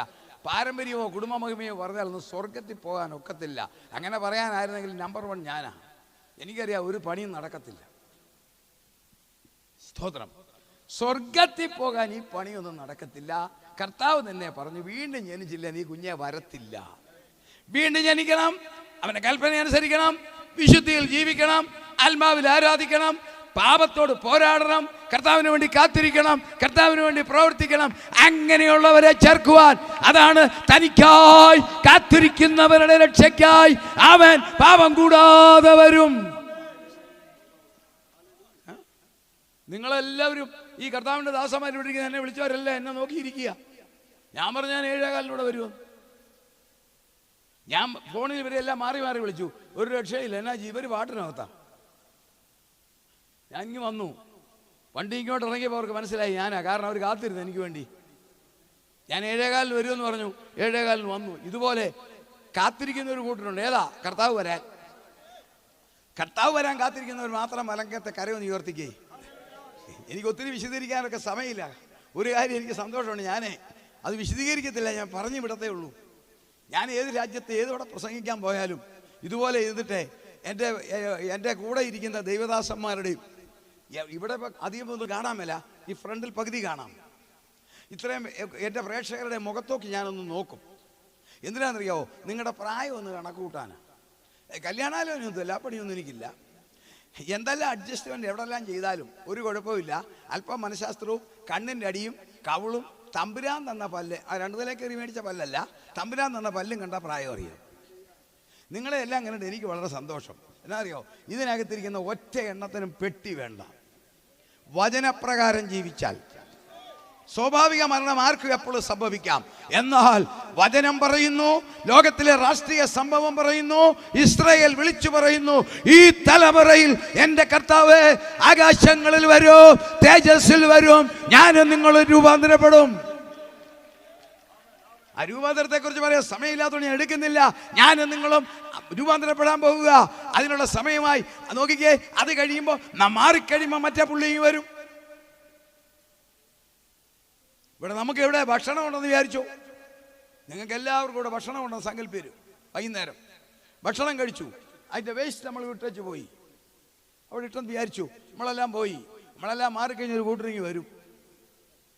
ആരും ക്ഷണിക്കണ്ട, മണം അങ്ങ് ചെല്ലും. അറിയത്തില്ലേ മോളെ? ഒരു സാധനം ഇങ്ങ് വരും. അതുപോലെ ഈ ലോകത്തിലെ ഏറ്റവും നല്ലതെന്ന് പറയുന്നത് യേശുവിൽ കൂടി രക്ഷിക്കപ്പെട്ടവർ മാത്രമാണ്. ഏറ്റവും ഭാഗ്യമുള്ളവരാ, അവർ വിശുദ്ധരാ. അവരെ ചേർത്ത് കഴിഞ്ഞാൽ ഇത് വേസ്റ്റാ. ആ വേസ്റ്റ് എടുക്കാൻ ഒരുത്തൻ എത്തിക്കഴിഞ്ഞു. അവൻ ഭരിക്കുമെന്ന് പറഞ്ഞില്ലേ? അതിന്റെ റിഹേഴ്സൽ മനോഹരമായി നടത്തി. ബുദ്ധിയുള്ളവർക്കറിയാം. ഈ പാട്ട് പാടുന്ന സഹോദരന്മാരെ ആ മോളും പാടി. അവർ ഓടിക്കയറി പാടിയതല്ല. എത്ര ദിവസം വീട്ടിൽ ഇരുന്ന് പാടി കാണും അല്ലേ? പാടിയില്ല, അതോ ആദ്യമാണ്? റിഹേഴ്സൽ കഴിഞ്ഞ 26-ാം തീയതി ഡൽഹിയിൽ കണ്ടില്ലേ? നമ്മുടെ രാജ്യത്തിൻ്റെ റിഹേഴ്സൽ. ഏതാ റിഹേഴ്സലായി? റിപ്പബ്ലിക് ദിന പരേഡ്. ഓടിയല്ല, മാസങ്ങൾക്ക് മുമ്പ് റിഹേഴ്സൽ. മാസങ്ങൾക്ക് മുമ്പാണ് റിഹേഴ്സൽ. നമ്മുടെ കുഞ്ഞുങ്ങൾ സ്കൂളിലോ ചർച്ചിലോ ഒരു സ്കിറ്റ് അങ്ങോട്ട് അവതരിപ്പിക്കുന്നത് എങ്ങനെയാ? റിഹേഴ്സൽ. വീട്ടിൽ റിഹേഴ്സൽ, എല്ലാത്തിനും റിഹേഴ്സൽ. പടിഞ്ഞാറൻ രാജ്യങ്ങളിൽ ചെന്നാൽ വിവാഹം അല്ല പ്രധാനം. നിങ്ങൾ യൂറോപ്പിലോ അമേരിക്കയിലോ ചെന്ന് നോക്കണം. വിവാഹമല്ല പ്രത്യേകത, തലേദിവസം റിഹേഴ്സലാണ്. ടിപ്പിക്കൽ വിവാഹം പോലെ. വിവാഹം നടത്തേണ്ട അതേ സ്ഥലത്തെ നടത്തുന്ന ശുശ്രൂഷകൻ നടത്തുന്ന വേഷം വിട്ടു വരണം. മണവാളനും മണവാട്ടിയും വിവാഹ വേഷം ധരിച്ചു വരണം. തോഴ്മക്കാർ അതുപോലെ വരണം.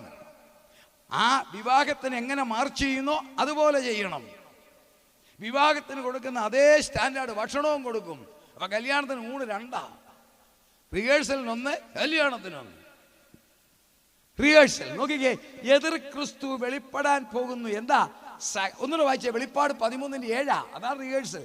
വെളിപ്പാട് 13:7.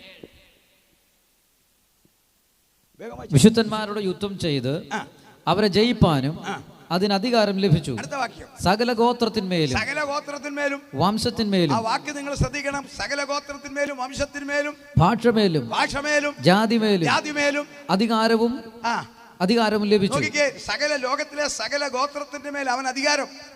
6500 സംസാര ഭാഷ, 8-10 ലക്ഷം സംസ്കാരം. ധനവാൻ, ദരിദ്രൻ, സമ്പന്നൻ, ശാസ്ത്രജ്ഞൻ, ഭരണാധികാരി, സംസ്കാരക നായകന്മാർ, എല്ലാവരുടെ മേലെ അവൻ അധികാരം. സമൂഹത്തിലെ സകല പുള്ളികളെ അവൻ നിയന്ത്രിക്കാൻ സാധിക്കുമോ? റിഹേഴ്സൽ കണ്ടോ? വേറെ മാർഗത്തിൽ തെളിയിച്ചു. 2019 മുതൽ 2023 വരെ ലോകത്തിൽ തെളിയിച്ചു. നമ്മൾ തുണി കഴുകാൻ മേടിക്കുന്ന 501 സോപ്പുണ്ടല്ലോ പഴയത്. ആ സോപ്പ് അല്ലെങ്കിൽ ഒരു ടോയ്ലറ്റ് സോപ്പ് നമ്മൾ കുളിക്കുന്ന ആ 30 രൂപയുടെ സോപ്പിന്റെ കൊമളയെ അതിജീവിക്കാൻ കെപ്പില്ലാത്ത ഒരു വൈറസ് കൊറോണ കുട്ടൻ എല്ലാത്തിനെയും ഒറ്റ കൊടക്കിഴി കൊണ്ടുവന്ന് നിങ്ങൾ കണ്ടോ? തെളിയിച്ചു തരാം. ഒറ്റ കൊടക്കിഴി കൊണ്ടുവന്നു. യാത്ര മുഴുവൻ കംപ്ലീറ്റ് നിർത്തിയോ?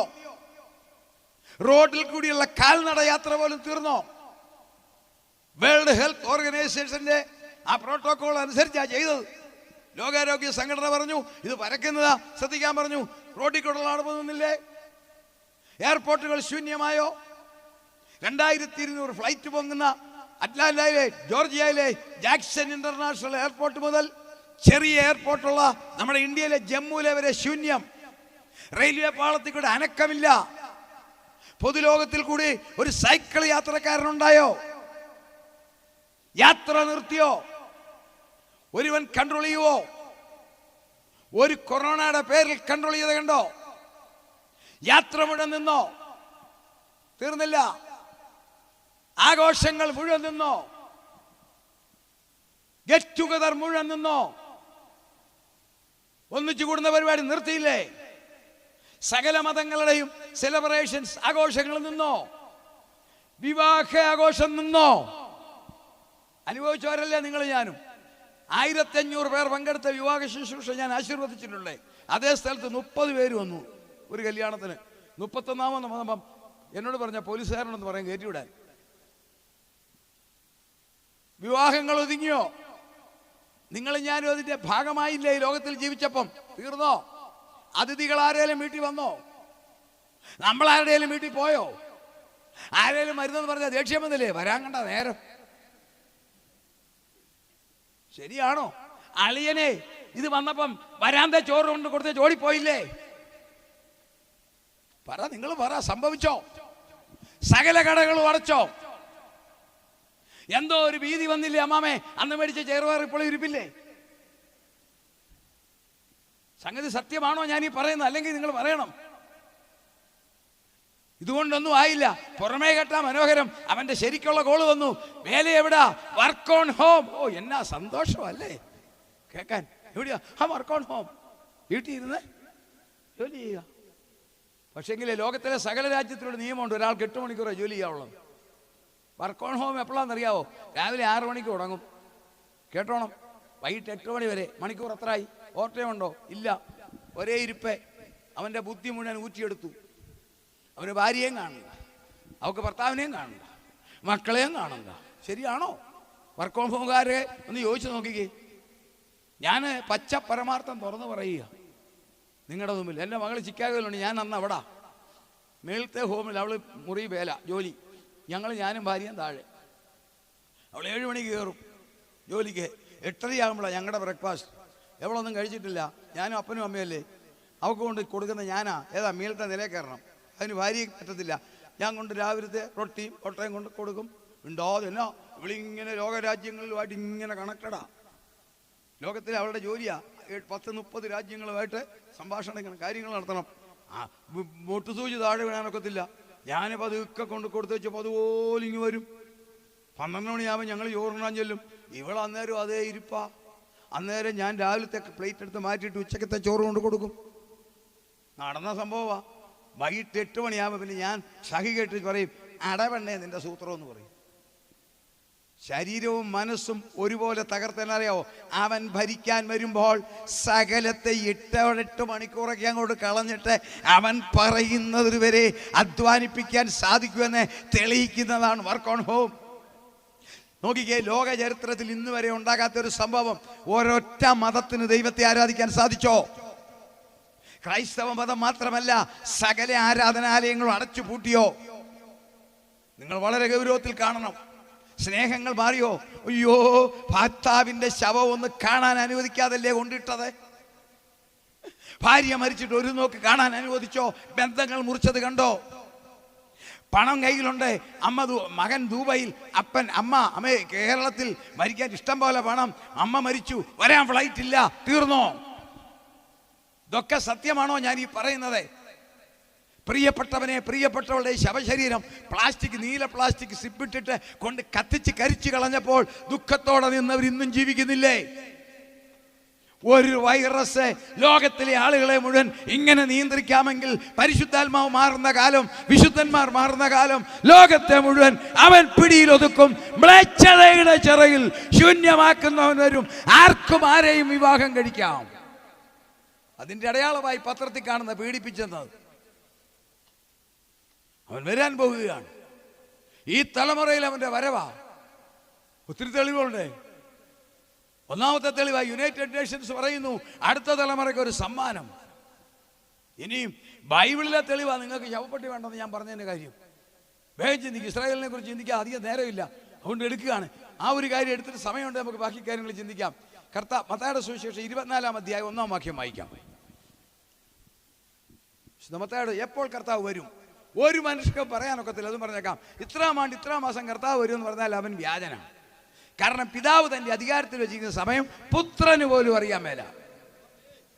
മർക്കോസിന്റെ സുവിശേഷം 13-ാം അധ്യായത്തിൽ വ്യക്തമായി 33-34 പറയുന്നുണ്ട്, കാലവും ടൈമും സ്വർഗത്തിലേതാ. അത് 2016 വരും, 26 വരും എന്നൊക്കെ പറഞ്ഞ് അത് പണമടിച്ചെടുക്കാൻ പറയുന്നതാ. പക്ഷെ ഒന്ന് പറയാം, ഈ തലമുറയിൽ വരും. വേഗം വായിക്കാം. മത്തായിയുടെ സുവിശേഷം 24-ാം അധ്യായം 1-ാം വാക്യം. യേശു ദേവാലയം വിട്ടു പോകുമ്പോൾ ശ്രദ്ധിച്ചാൽ നിങ്ങൾക്ക് ശവപ്പെട്ടി വേണോ വേണ്ട എന്ന് നിങ്ങൾ തന്നെ തീരുമാനിച്ചോണം. അയക്കാം. ശിഷ്യന്മാർ അവന് ദേവാലയത്തിന്റെ പണി കാണിക്കേണ്ടതിന് അവന്റെ അടുക്കൽ വന്നു. അവൻ അവരോട്, ഇതെല്ലാം കാണുന്നില്ലയോ? ഇടിഞ്ഞു പോകാതെ കല്ലിന്മേൽ കല്ല് ഇവിടെ ശേഷിക്കയില്ല എന്ന് ഞാൻ സത്യമായി നിങ്ങളോട് പറയുന്നു എന്ന് പറഞ്ഞു. കൊണ്ടുപോയി ദേവാലയം കാണിച്ചു. യഹൂദന്റെ ജീവിതത്തിന്റെ ഏറ്റവും വലിയ ഹരം അന്തും ഇന്നും ദേവാലയവും. നിന്റെ ആലയത്തിനെ കുറിച്ചുള്ള എരിവെന്നെ തിന്നു കളയുന്നതാണ്. അപ്പൊ 46 വർഷം കൊണ്ട് പണിത നല്ല സുന്ദരമായ ഒരു ദേവാലയം. കർത്താവിന്റെ ക്രൂശീകരണത്തിന്റെ തലേ ദിവസങ്ങൾ നടന്ന സംഭവം നമുക്കറിയാം. ഓശാന പാടി കർത്താവ് ദേവാലയത്തിൽ കയറി. അപ്പൊ ശിഷ്യന്മാർ കാണിച്ച് കർത്താവ് എന്നാ നല്ല വർക്കാ. എന്നാ അറിയാവോ? ഒരു കല്ല് എത്രയെന്നറിയാവോ? ഒരു കല്ല് 10 ടൺ. ഒരു ടൺ 1000 കിലോ. അതാണ് 10000 കിലോയാണ് ഒറ്റ കല്ല്. അപ്പം അതിൻ്റെ വെയിറ്റ് നിങ്ങളൊന്ന് ഓർത്തോണം. കിഴക്കുവശം മുഴുവൻ സ്വർണം കൊണ്ട് ഇങ്ങനെ തകിടാ. 46 വർഷം കൊണ്ട് ഹെരോദാവും യഹൂദന്മാരെ പ്രീതിപ്പെടുത്താൻ പണം കൊടുത്തതാണ്. ഇത് കാണിച്ച് കർത്താവിനെ കാണിച്ചു. ഉടനെ വായിച്ചേ, യേശു ദേവാലയം വിട്ടു പോകുമ്പോൾ. വായിച്ചാട്ടെ. യേശു ദേവാലയം വിട്ടു പോകുമ്പോൾ ശിഷ്യന്മാർ അവന് ദേവാലയത്തിന്റെ പണി കാണിക്കേണ്ടതിന് അവന്റെ അടുക്കൽ വന്നു. അവൻ അവരോട്, ഇതെല്ലാം കാണുന്നില്ലയോ? ഇടിഞ്ഞു പോകാതെ കല്ലിന്മേൽ കല്ല് ഇവിടെ ശേഷിക്കയില്ല എന്ന് ഞാൻ സത്യമായി. ശ്രദ്ധിച്ചോ, കാലപ്പഴക്കം കൊണ്ട് പോകുന്നല്ല, ഇടിഞ്ഞു പോകാതെ കല്ലുമേ കല്ല് ശേഷിക്കത്തില്ല. കർത്താവ് പറഞ്ഞു, ഇടിഞ്ഞു പോകാതെ കല്ലുമേ കല്ല് ശേഷിക്കത്തില്ല. ശിഷ്യന്മാർക്ക് അത് കേട്ടപ്പോഴേ മനസ്സിലായി, ദേവാലയം പോവുക അതിൻ്റെ അർത്ഥം ലോകാവസാനമാണ്. അതുകൊണ്ടാണ് 3-ാമത്തെ വാക്യം. അവൻ ഒലിവുമലയിൽ ഇരിക്കുമ്പോൾ ശിഷ്യന്മാർ തനിച്ച് അവന്റെ അടുക്കൽ വന്ന്, അത് എപ്പോൾ സംഭവിക്കും എന്ന് നിന്റെ വരവിനും ലോകാവസാനത്തിനും അടയാളം എന്ത് എന്നും പറഞ്ഞു തരണമെന്ന് അപേക്ഷിച്ചു. ശിഷ്യന്മാർ വൈകുന്നേരം യെരുശലേമിലായി, ഒലിവുമലയിലായി. അപ്പൊ ജനമില്ല. സ്വകാര്യമായിട്ട് ചോദിച്ചു, കർത്താവേ അത് എപ്പോൾ സംഭവിക്കും? ഞങ്ങൾക്കറിയാം യെരുശലേം ദേവാലയം പോകാൻ ലോകാവസാനമാണ്. നീ വരുമെന്ന് ഞങ്ങളോട് പറഞ്ഞു. ഞാൻ നിങ്ങൾക്ക് സ്ഥലം ഒരുക്കാൻ പോകുന്നു. ഞാൻ പോയി സ്ഥലം ഒരുക്കിയാൽ വീണ്ടും വരുമെന്ന് പറഞ്ഞു. ഇതിന് അടയാളം എന്താ? അവർ ചോദിച്ച 2 അടയാളമാണ്. നിങ്ങൾ പഠിച്ചാൽ മനസ്സിലാവും. 1, നീ എപ്പോൾ വരും. 2, യെരുശലേം ദേവാലയം എപ്പോൾ നശിക്കും. കർത്താവ് കൊടുത്ത 3 ഉത്തരവാണ്. 1, എൻ്റെ സഭയെ ചേർക്കാൻ ഞാൻ എപ്പം വരും. 2, ഞാൻ രാജാവായിട്ട് എപ്പം വരും. 3, ഈ ദേവാലയം എപ്പോൾ തീരും. അതെല്ലാം ആ അധ്യായത്തിനുണ്ട്. അതിനകത്ത് പറഞ്ഞ അടയാളം നിങ്ങൾ കേട്ടുകൊള്ളുക. ഇനി ഒറ്റ കാര്യം മാത്രമേ ഞാൻ പറയുന്നുള്ളൂ. ഇപ്പോൾ 32-ാമത്തെ വാക്യം മുതൽ 5 പ്രവചനം കർത്താവിൻ്റെ. 32-ാം വാക്യം മുതൽ ഉറക്കെ വായിക്കുക. അത്തിയെ നോക്കി ഒരു ഉപമ പഠിപ്പിൻ. അതിന്റെ കൊമ്പ് ഇളതായി ഇല തളിർക്കുമ്പോൾ വേനലടുത്തു എന്ന് നിങ്ങൾ അറിയുന്നുവല്ലോ. അങ്ങനെ നിങ്ങൾ ഇതൊക്കെയും കാണുമ്പോൾ അവൻ അടുക്കെ വാതിൽക്കൽ വന്ന് തന്നെയായിരിക്കുന്നു എന്ന് അറിഞ്ഞുകൊള്ളുവിൻ. ഇതൊക്കെയും സംഭവിക്കുവോളം ഈ തലമുറ ഒഴിഞ്ഞു പോകയില്ല എന്ന് ഞാൻ സത്യമായി നിങ്ങളോട് പറയുന്നു. ആകാശവും ഭൂമിയും ഒഴിഞ്ഞു പോകും, എന്റെ വചനങ്ങളോ ഒഴിഞ്ഞു പോകയില്ല. അത്തിയെ നോക്കി നിങ്ങളൊരു ഉപമ പഠിപ്പീൻ. വേദപുസ്തകത്തിൽ തിരുവചനത്തിൽ യഹൂദനെ 3 മരങ്ങളോടാണ്. രാഷ്ട്രീയമായി അത്തി വായിക്കേണ്ട, ഞാൻ പറഞ്ഞു വിടാം. നിങ്ങൾ വീട്ടിൽ പോയി നോക്കിക്കോ. ഹോശയ്യ 9:14 മരുഭൂമിയിൽ അത്തിപ്പഴത്തിൽ തലക്കനി പോലെ നിങ്ങളുടെ പിതാക്കന്മാരെ ഞാൻ കണ്ടു. ആത്മീയമായി മുന്തിരി, ഞാൻ സാക്ഷാൽ മുന്തിരിവള്ളിയും നിങ്ങൾ കൊമ്പുകളും. ധനത്തിലും സൗന്ദര്യത്തിലും ഒലിവ്, നിന്റെ മക്കൾ നിന്റെ മേശയ്ക്ക് ചുറ്റും ഒലിവ് തൈകൾ പോലെ. 128 സങ്കീർത്തനം. ഹോശയ്യ 14 കാണാം. ഒടുവിലത്തെ അധ്യായത്തിൽ കാണാം, നിന്റെ സൗന്ദര്യം ഒലിവ് പോലെ. അപ്പോൾ രാഷ്ട്രീയത്തിൽ അത്തി, ആത്മീയത്തിൽ മുന്തിരി, സൗന്ദര്യത്തിലും ധനത്തിലും ഒലിവ്. ഇതിൽ കർത്താവ് രാഷ്ട്രീയം കാണിക്കുകയാണ്. അത്തിയെ നോക്കി നിങ്ങൾ ഒരു ഉപമ പഠിക്കീൻ, അത് തളിർക്കും, ഒരു രാജ്യമാകും. കർത്താവ് ഇത് പറഞ്ഞ് നേടി 30-ലാണ്. അതിന് 600 വർഷം മുമ്പ് അവരുടെ രാജ്യം പോയി. നമുക്കറിയാം, നെബൂഖദ്നേസർ ചക്രവർത്തി അടിച്ചുകൊണ്ട് പോയി. പിന്നെ അവർക്ക് രാജ്യമില്ല. അവർക്ക് കിട്ടിയത് ഔദാര്യത്താൽ കിട്ടിയത് യെരുശലേം നഗരം മാത്രം. നഗരത്തിൻ്റെ ഒന്നും ആധിപത്യമില്ല, അവിടുത്തെ ദേവാലയം മാത്രം.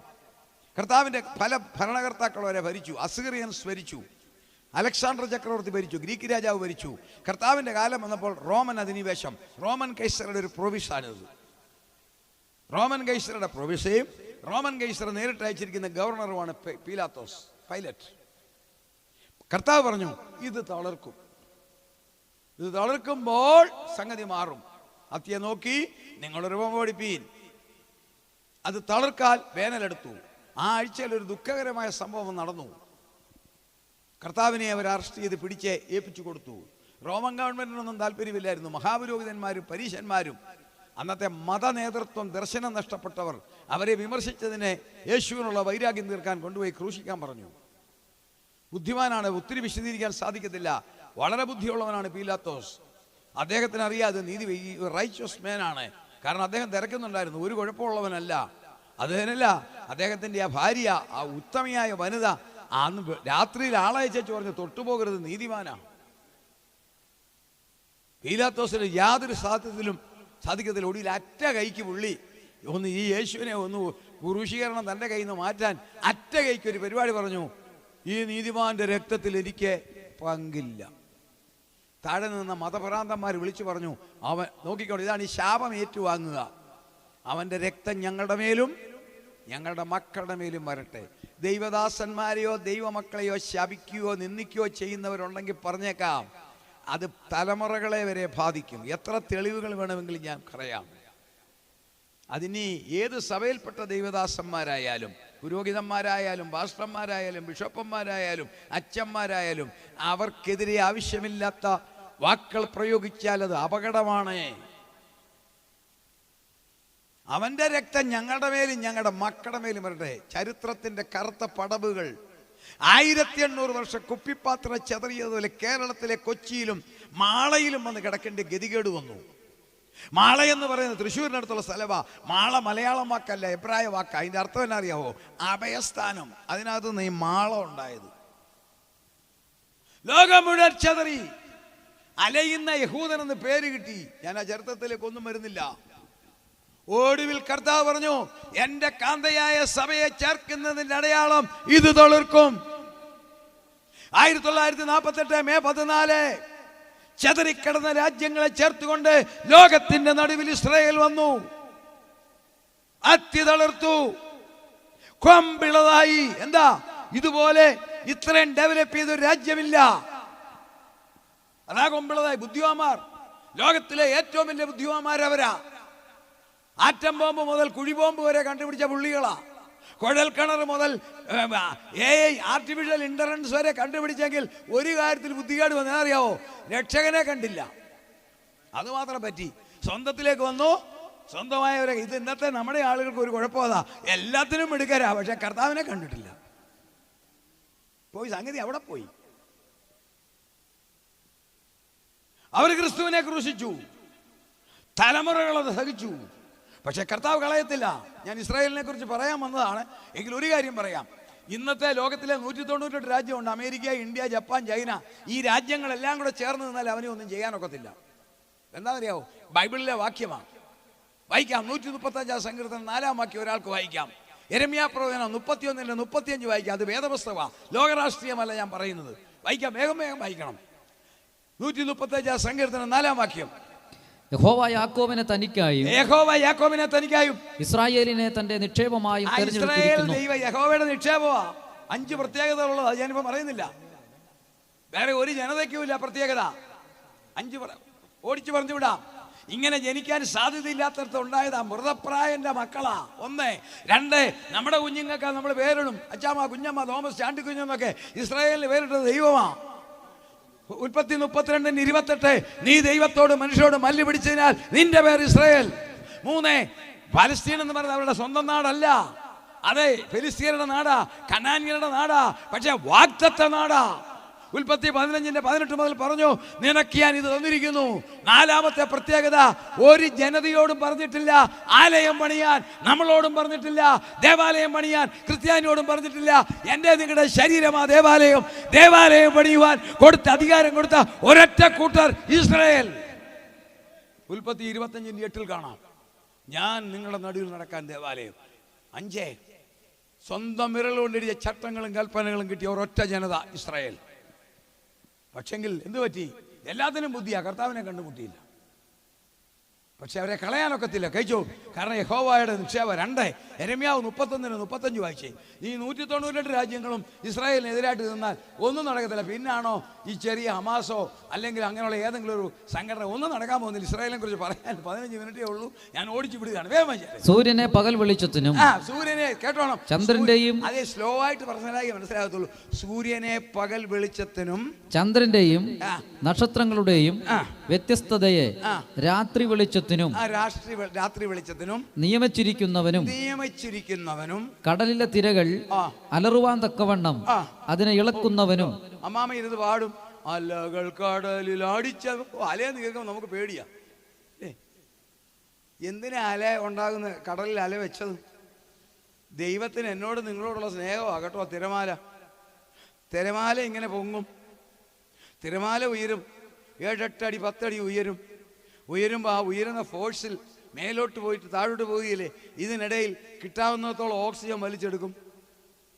ആ ഓക്സിജൻ കൊണ്ട് താഴോട്ട് ചെല്ലും. അവിടെ വെള്ളത്തിനടിയിൽ വറ്റ, അയല, മത്തി, ഉലുവ എല്ലാം കിടക്കുന്നു. അത് ജീവിക്കുന്നു. അങ്ങനെ അലയില്ലെങ്കിൽ അത് ജീവിച്ചില്ല.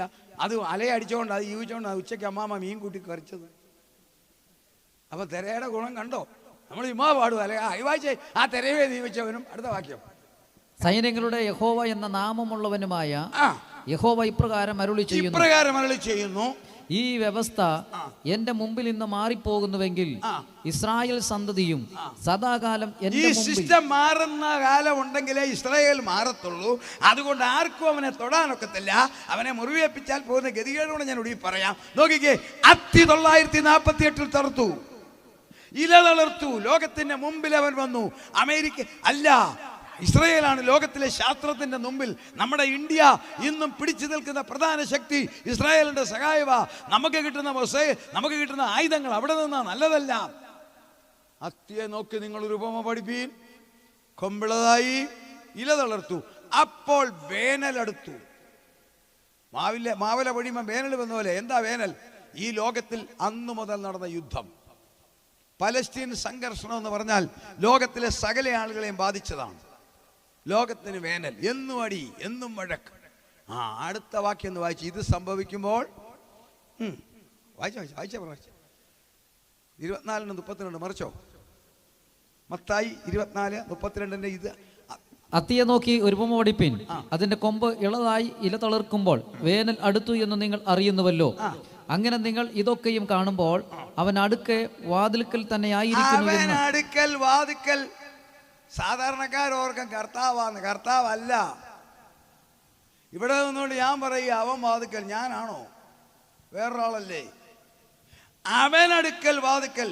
ഇസ്രായേലാകുന്ന അത്തി തളർത്തത് മുതൽ പശ്ചിമേഷ്യയിലെ യുദ്ധമാകുന്ന ലോകത്തിന് വേനൽ അടിച്ചെങ്കിൽ അവനെന്ന് പറയുന്നത് ഇംഗ്ലീഷിൽ വായിച്ചാൽ ഹി എന്നല്ല, ഇറ്റെ, മനുഷ്യനല്ലതേ. എതിർ ക്രിസ്തു ലോകത്തിന്റെ വാതിക്കൽ. അടുത്ത വാക്യം, അതാ നമ്മുടെ വിഷയം. അവൻ അടുക്കൽ തന്നെ ആയിരിക്കുന്നു എന്ന് അറിഞ്ഞുകൊള്ളുവിൻ. അടുത്തത്, ഇതൊക്കെയും സംഭവിക്കുവോളം ഈ തലമുറ ഒഴിഞ്ഞു പോകയില്ല എന്ന് ഞാൻ സത്യമായി നിങ്ങളോട് പറയുന്നു. അടുത്ത വാക്യം, ആകാശവും ഭൂമിയും ഒഴിഞ്ഞു പോകും, എന്റെ വചനങ്ങളോ ഒഴിഞ്ഞു പോകയില്ല. ദൈവമക്കളെ, ഇതൊക്കെ സംഭവിക്കുവോളം ഈ തലമുറ ഒഴിഞ്ഞു പോകത്തില്ല.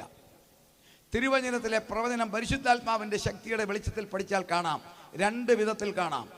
ഒന്ന്, ആ പ്രവചനം വിത്ത് ഇമ്മീഡിയറ്റ് എഫക്ട് നിറവേറും. യോനാ പ്രവചനം നിറവേറി, പിന്നെ ബാക്കി ഒന്നുമില്ല. എന്നാൽ മേജർ പ്രവചനങ്ങൾ 2 പ്രാവശ്യമായിട്ട് നിറവേറും. പ്രധാനമായി യെശയ്യാ പ്രവചനം മേജർ പ്രവചനമാണ്.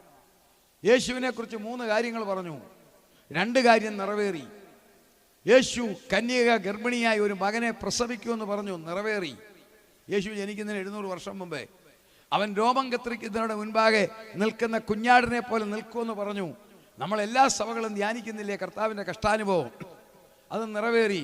എന്നാൽ വീണ്ടും മുന്നോട്ട് വരുമ്പോൾ 60-ാം അധ്യായം കഴിയുമ്പോൾ കാണാം, ചെന്നായും കുഞ്ഞാടും ഒന്നിച്ചു കിടക്കും. പാല് കുടിക്കുന്ന കുഞ്ഞ് സർപ്പത്തിന്റെ പോതിക്കൊണ്ട് കൈയിടും. നടന്നിട്ടുണ്ടോ? 33-ാം അധ്യായത്തിൽ പറയുന്നു, ലോകത്തിൽ ആർക്കും രോഗം വരത്തില്ല. നടന്നിട്ടുണ്ടോ? ഇല്ല. അത് ഭാവിയാ, മേജർ പ്രവചനമാ. മറ്റത് 2 സംഭവിച്ചു. ഇത് 1000-ാം ആണ്ടത്തെ യേശുവിന്റെ വാഴ്ചയെക്കുറിച്ചാ പറഞ്ഞത്. ചെന്നായി കുഞ്ഞാടും ഒന്നിച്ച് താമസിക്കും. കാള, സിംഹം കാള പോലെ പുല്ല് തിന്നും. പാൽ കുടിക്കുന്ന കുഞ്ഞ് സർപ്പത്തിന്റെ പോതിൽ കൈക്കിടും. എനിക്ക് രോഗമെന്ന് ആരും പറയത്തില്ല. ഇത് സഹസ്രാബ്ദത്തെ ഭാവി പ്രവചനമാണ്. കന്യക മറിയാമിനോട് ഗബ്രിയേൽ മാലാഖ 7 പ്രവചനം പറഞ്ഞു, 4 നിവർത്തിച്ചുള്ളൂ. നീ ഗർഭം ധരിക്കും, മകനെ പ്രസവിക്കും, യേശു എന്ന് പേരിടണം, അത്യുന്നതന്റെ പുത്രൻ എന്ന് വിളിക്കപ്പെടും. ഇനിയുള്ള നിവർത്തിക്കാൻ കിടക്കുക പിതാവായ ദൈവം ദാവീദിന്റെ സിംഹാസനം അവന് കൊടുക്കും. കർത്താവിനത് കിട്ടിയിട്ടില്ല. കുറുനരികൾക്ക് കുഴികളും ആകാശത്തിലെ പറവയ്ക്ക് കൂടുമുണ്ട്, മനുഷ്യപുത്രനോ തലയായിപ്പാനിടയില്ല. എന്നാൽ എൻ്റെ നിങ്ങളുടെ കർത്താവ് രാജാവായിട്ട് വരും. കർത്താവ് മാത്രമല്ല, ഞാനും നിങ്ങളും കൂടെ വാഴും. അങ്ങനെയാണെങ്കിൽ ഈ പ്രവചനം മേജറാ. എന്താണെന്നറിയാവോ? ഇതൊക്കെ സംഭവിക്കുവോളൂ, ഈ തലമുറ ഒഴിഞ്ഞു പോകത്തില്ല. ഒന്ന്, കല്ലുമേ കല്ല് ശേഷിക്കാതെ യെരൂശലേം ദേവാലയം പോകുന്നു. AD 30 ഏപ്രിൽ മാസത്തിൽ കർത്താവ് അത് പ്രസംഗിച്ചു എന്ന് കണക്കാക്കപ്പെടുന്നു. ഇനി നിങ്ങൾ ശ്രദ്ധിക്കണമേ, കർത്താവിൻ്റെ പ്രസംഗം കേട്ട ഒരു വ്യക്തിക്ക് അന്ന് 30 വയസ്സുണ്ടെങ്കിൽ ആ തലമുറ മരണം വഴിയായി മാറാതെ ആ പ്രസംഗം കേട്ട വ്യക്തി 70 വയസ്സായപ്പോൾ, അഥവാ കർത്താവിൻ്റെ പ്രസംഗം കേട്ട ഒരു വ്യക്തിക്ക് 5 വയസ്സാണെങ്കിൽ ആ വ്യക്തിക്ക് 45 വയസ്സായപ്പോൾ ആ കർത്താവിൻ്റെ പ്രസംഗം കേട്ട തലമുറ മരണം വഴിയായി മാറുന്നതിന് മുൻപേ ടൈറ്റസ് സെക്കൻഡ് എന്ന് പറയുന്ന റോമൻ സേനാനായകൻ വന്ന് ഈ യെരൂശലേം തകർത്തു. കല്ലുമേ കല്ല് ശേഷിക്കാതിരിക്കാൻ അവിടുന്ന് അതിൻ്റെ അടിയിൽ സ്വർണ്ണമുണ്ടെന്നുള്ള അറിയിപ്പിൽ അതെടുക്കാൻ മാർഗമില്ല. കാരണം ഒരു കല്ല് 10 ടണ്ണാണ്. മാനുവൽ പവറിൽ എടുക്കാൻ മേലാത്തതിനെ ആഫ്രിക്കയിൽ നിന്ന് ആനകളെ കൊണ്ടുവന്ന് കലപ്പ കൊണ്ട് ഉഴുതുമറിച്ചു. അതാണ് കല്ലുമേ കല്ല് ശേഷിച്ചില്ല, കാലപ്പഴക്ക വല്ല തകർത്തു. ഏത്? കർത്താവിൻ്റെ പ്രസംഗം കേട്ടവർ മരണം വഴിയായി മാറുന്നതിന് മുൻപേ 1-ാം ഭാഗം നിവർത്തിച്ചെങ്കിൽ 2-ാം ഭാഗം 1948 ഇസ്രായേലാകുന്ന രാഷ്ട്രമുണ്ടായി. അന്നൊരമ്മച്ചി പ്രസവിച്ചാൽ ആ കുട്ടിക്ക് 77 വയസ്സ്. ശ്രദ്ധിക്കുന്നുണ്ടോ? 948 ഒരു കുഞ്ഞ് പ്രസവിക്കുന്നു, ഒരമ്മ പ്രസവിക്കുന്നു. മെയ് 14 ശേഷം ആ തലമുറയാണ് അത്തി തളർത്തത് കണ്ട തലമുറ. ആ തലമുറയ്ക്ക് 77 വയസ്സ്. അപ്പോൾ ഇന്ന് ലോകത്തിൽ ജീവിച്ചിരിക്കുന്ന 77 വയസ്സുകാരെ എല്ലാം എന്താണ്? ആ തലമുറ മരണം വഴിയായി മാറുന്നതിന് മുൻപേ ഇതൊക്കെയും സംഭവിക്കും. ഇതൊക്കെയും സംഭവിക്കുവോളൂ, ഈ തലമുറ ഒഴിഞ്ഞു പോകത്തില്ല. ഞാൻ വരും, എൻ്റെ പ്രിയതിനെ ചേർക്കും. എപ്പോൾ? അത്തി തളർത്തത് കണ്ട തലമുറ 77 വയസ്സിൽ നിൽക്കുന്നെങ്കിൽ അവർ മരണം വഴിയായി മാറുന്നതിന് മുൻപേ. എൻ്റെ പ്രഭാഷണം കേൾക്കുന്നതിൽ 77 വയസ്സും കുറവുള്ളവർ ധൈര്യത്തോടെ എന്ന് കര ഉയർത്തിക്കേ. വേറെ കല്യാണാലോചന എന്തില്ല, ധൈര്യത്തോടെ കര ഉയർത്തി. 77 വയസ്സും കുറവുള്ളവർ കര ഉയർത്തിപ്പിടിച്ചോണം. ഞാൻ നിങ്ങളോട് സദ്വർത്താനം പറയാം. കര ഉയർത്തിപ്പിടിയും. സ്വാഭാവിക മരണം ആർക്കും എപ്പോഴും സംഭവിക്കാം. നമുക്ക് ആർക്കും അറിയാൻ പറ്റില്ല നമ്മളെപ്പം വരിക. തോമസ് മാമ മീറ്റിംഗ് കഴിഞ്ഞ് തിരിച്ചു പോകുന്ന വഴിയും പോകാം. പക്ഷെ കര ഉയർത്തി ഒരു കാര്യം പറയാം. വചനപ്രകാരം നിങ്ങൾ ജീവിച്ചാൽ, ദൈവകൽപ്പന പ്രകാരമാണ് ജീവിക്കുന്നതെങ്കിൽ, നിങ്ങൾ സമ്പന്നനോ ദരിദ്രനോ സാധാരണക്കാരനോ രോഗിയോ ആരും ആയിക്കൊള്ളട്ടെ, നിങ്ങൾക്ക് വെച്ചിരിക്കുന്ന മനുഷ്യൻ നിർമ്മിച്ച ശവപ്പെട്ടിയല്ല, കർത്താവിൻ്റെ വരവിൽ നിങ്ങൾ തേജസ്സോടെ എടുക്കപ്പെടും. ബാക്കി ശാസ്ത്രീയ തെളിവുകളെല്ലാം കാണിച്ചാലുണ്ടല്ലോ, ഈ തലമുറയ്ക്ക് അപ്പുറം ലോകത്തിന് ജീവിക്കാനൊക്കത്തില്ല. ഓക്സിജൻ മലിനമായി, വെള്ളം മലിനമായി, ആകാശം തകർന്നു, ചൂട് കൂടുന്നു, സൂര്യൻ തകരാൻ പോകുന്നു, സൂര്യൻ ഉറങ്ങാൻ പോകുമെന്നാണ് ലോകത്തിൽ ജീവിച്ചിരിക്കുന്ന ഏറ്റവും വലിയ സയന്റിസ്റ്റാണ് ഫ്രാങ്ക് ഹിൽ. അദ്ദേഹമാണ് അതിൻ്റെ അതോറിറ്റി. നിങ്ങൾ കമ്പ്യൂട്ടറിനകത്ത് ഫ്രാങ്ക് ഹിൽ എന്നൊന്ന് അടിച്ചാൽ കിട്ടും. ലോകത്തിലെ ഏറ്റവും വലിയ സോളാർ സയന്റിസ്റ്റ് പറയുന്നത് കേൾക്കണമോ? ഇതുപോലെ ചൂട് കൂടിയാൽ ഭാവിയിൽ ഈ സൂര്യൻ ഒരു നീണ്ട ഉറക്കത്തിന് പോകും. വേദപുസ്തകം വെളിപ്പാട് 6:12 പറയുന്നു, ഇവിടെ ഇരിക്കുന്ന വിശുദ്ധന്മാർ രൂപാന്തരപ്പെട്ട് 3 വർഷം കഴിയുമ്പോൾ സൂര്യൻ കരിമ്പടം പോലെ കറക്കും. അത് തെളിയിച്ചു 2018 സോവിയറ്റ് റഷ്യയുടെ വടക്ക് ഭാഗത്തുള്ള സ്ഥലങ്ങൾ മുഴുവൻ, അന്റാർട്ടിക്കയോട് ചേർന്ന് കിടക്കുന്ന സ്ഥലത്ത് മുഴുവൻ 40 ദിവസം സൂര്യൻ ഉദിച്ചില്ല.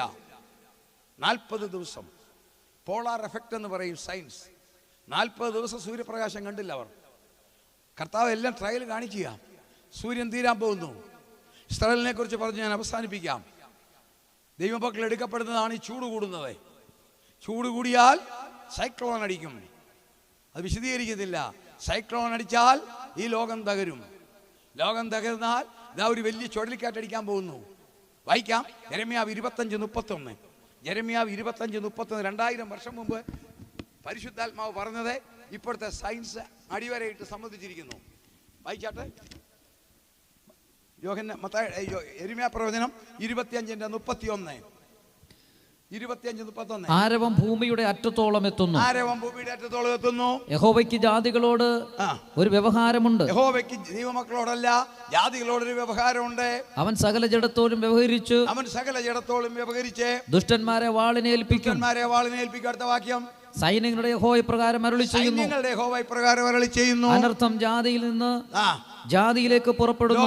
ദൈവമക്കൾക്കല്ല ഓർത്തോണം, ജാതിയിൽ നിന്നും ജാതിയിലേക്ക് വരുന്നു. അടുത്തത് ഭൂമിയുടെ അറ്റത്ത് നിന്ന്, ഭൂമിയുടെ അറ്റത്ത് നിന്ന് വലിയ കൊടുങ്കാറ്റിളകി വരും. വലിയ കൊടുങ്കാറ്റിളകി വരും. അന്നാളിൽ യഹോവയുടെ നിഹിതന്മാർ ഭൂമിയുടെ ഒരറ്റം മുതൽ മറ്റേ അറ്റം വരെ വീണ് കിടക്കും. അവരെ കുറിച്ച് ആരും വിലപിക്കത്തില്ല. അവരെ എടുത്ത് കുഴിച്ചിടുകയില്ല. അടക്കത്തില്ല. അടുത്ത വാക്യം, അവൻ നിലത്തിന് വളമായി തീരും. സംഭവം സയൻസ് പറയുന്നു, ഇതുപോലെ ചൂട് കൂടിയാൽ ഭൂമിയുടെ ചൂട് 20 ഡിഗ്രി മതി. ആവറേജ് ഇന്ത്യക്ക് 35, ഗൾഫ് 45, പടിഞ്ഞാറൻ രാജ്യങ്ങൾ 0. അങ്ങനെയാണ് ദൈവം സൂര്യനെ അറേഞ്ച് ചെയ്തിരിക്കുന്നത്. നമ്മുടെ അയൽവക്കക്കാരൻ്റെ ചൂട് 218, ശുക്രൻ അപ്പുറത്ത് ചൊവ്വ 125. ഈ പെരുവ ഉൾപ്പെടെയുള്ള ഭൂമിക്ക് തമ്പുരാൻ വെച്ചിരിക്കുന്ന ആവറേജ് ചൂടായി 20-35 നമുക്ക് ജീവിക്കാൻ. അത് പരമാവധി 23 ഡിഗ്രി ഉണ്ടെങ്കിൽ മതിയായ സൂര്യപ്രകാശം മതി മഴ പെയ്യാൻ, നീരാവി പൊങ്ങാൻ. 3/2 കടലാണല്ലോ. ആ കടൽ ചൂട് പിടിച്ചാൽ സംഗതി അപകടമാ. കടലിന്റെ ചൂട് ഇപ്പോൾ എത്രാത് കേൾക്കണമോ? 60-70 ഡിഗ്രി വന്നു കഴിഞ്ഞു. കടൽ 3 ഭാഗമാ. എബിലിമ്യോൺ, പൈക്ലോക്ലൈൻ, ഹൈപ്പോലിമ്യോൺ എന്ന് പറയും. മേളത്തെ 300 അടിയിൽ മാത്രമേ സൂര്യപ്രകാശം ഓക്സിജൻ ഉള്ളൂ. അത് എപ്പിലിമ്യോൺ. രണ്ടാമത് പൈക്ലോക്ലൈൻ, അടിയിൽ ഹൈപ്പോനിമ്യോൺ. എന്തിനാണെന്നറിയാമോ? കടലിന്റെ അടിയിൽ 5 കിലോമീറ്റർ താഴെ ശക്തമായ വൾക്കാനോസ് ഉണ്ട്, അഗ്നിപർവ്വതം. അത് പൊട്ടാതിരിക്കാനുള്ള പ്രഷറിനാണ് അത് വെച്ചിരിക്കുന്നത്. നമ്മൾ വിനാഗിരി കോർക്കിട്ട് അടയ്ക്കുന്നത് പോലെ. എന്നാൽ ചൂട് കൂടിയാൽ കടലയഞ്ഞാൽ വൾക്കാനോ പൊട്ടും.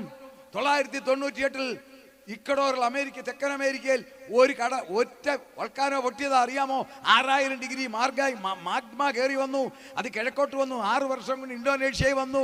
അത് 9.9 റിക്ടർ സ്കെയിലിൽ രേഖപ്പെടുത്തിയ ഭൂമി കുലുക്കമായി ആകാശത്തിലേക്ക് സമുദ്രം പൊങ്ങിക്കേറി വന്നു. അതിന്റെ പേരാണ് നമ്മൾ ഭയപ്പെടുന്ന മലയാളി മരിച്ച സുനാമി. ചൂട് കൂടിയാൽ ചുഴലിക്കാറ്റുണ്ടാകും. സയൻസ് പറയുന്നു, ഇതുപോലെ ചൂട് കൂടിയാൽ അതിശക്തമായ 2 ചുഴലിക്കാറ്റടിക്കും. ആ ചുഴലിക്കാറ്റടിച്ചാൽ അതിനെ അതിജീവിക്കാൻ ഈ ലോകത്തിൽ ആർക്കും സാധിക്കത്തില്ല. ഞാൻ പിക്ചർ നിങ്ങളെ കാണിക്കാം. കെട്ടിടങ്ങൾ താഴെ വീഴും, വൈദ്യുതി ബന്ധങ്ങൾ അറ്റ് താഴെ വരും, സാറ്റലൈറ്റ് നിലംപൊത്തും, ഇന്റർനെറ്റ് ഇല്ലാതെ വരും, വഴികൾ മുഴുവൻ തകരും, അണക്കെട്ടുകൾ പൊട്ടും, റേഡിയേഷൻ ഉണ്ടാകത്തക്കവണ്ണം ആറ്റം നിലയങ്ങൾ പൊട്ടും. ഇതൊക്കെ സംഭവിച്ച ജപ്പാനിൽ.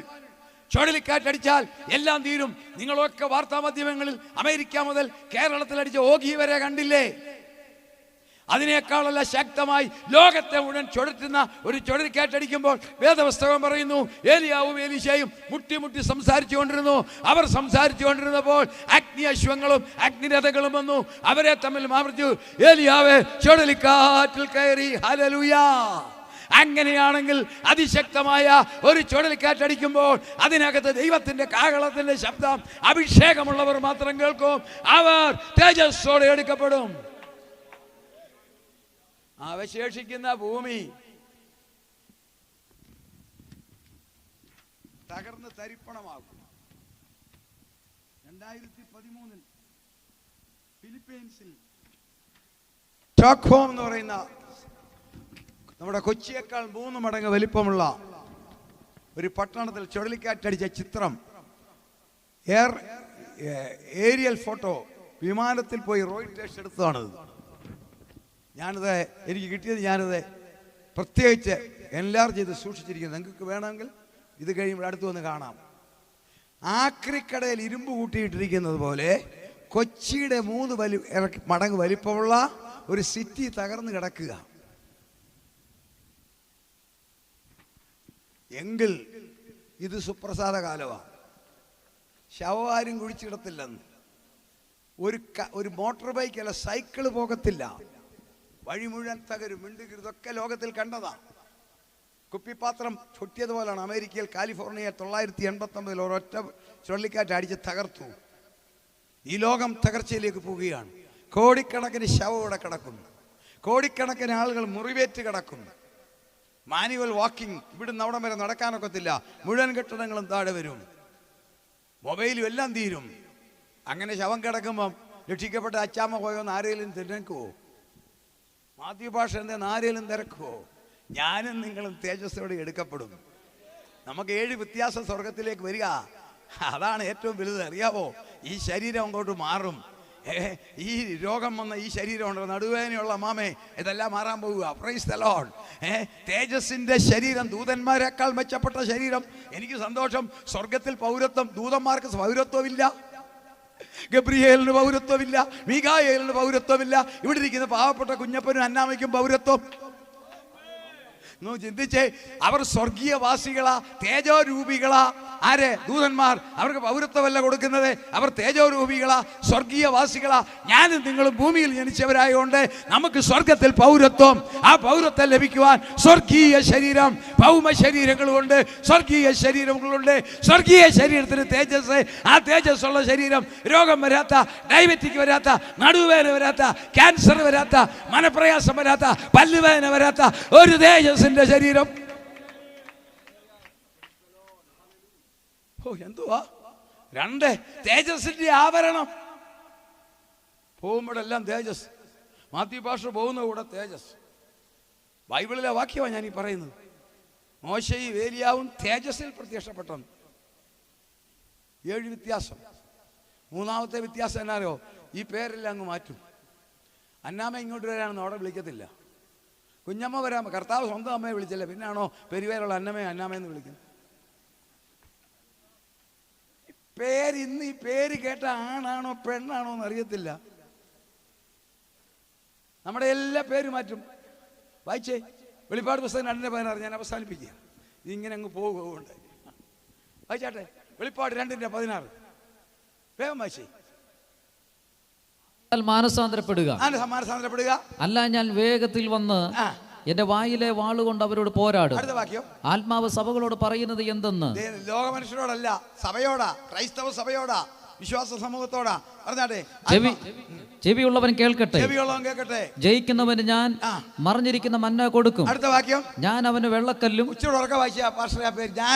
ഞാൻ അവന് വെള്ളക്കല്ലും ലഭിക്കുന്നവനല്ലാതെ ആരും അറിയാത്തതും ആ കല്ലിന്മേൽ എഴുതിയിരിക്കുന്നതുമായ പുതിയ പേരും കൊടുക്കും.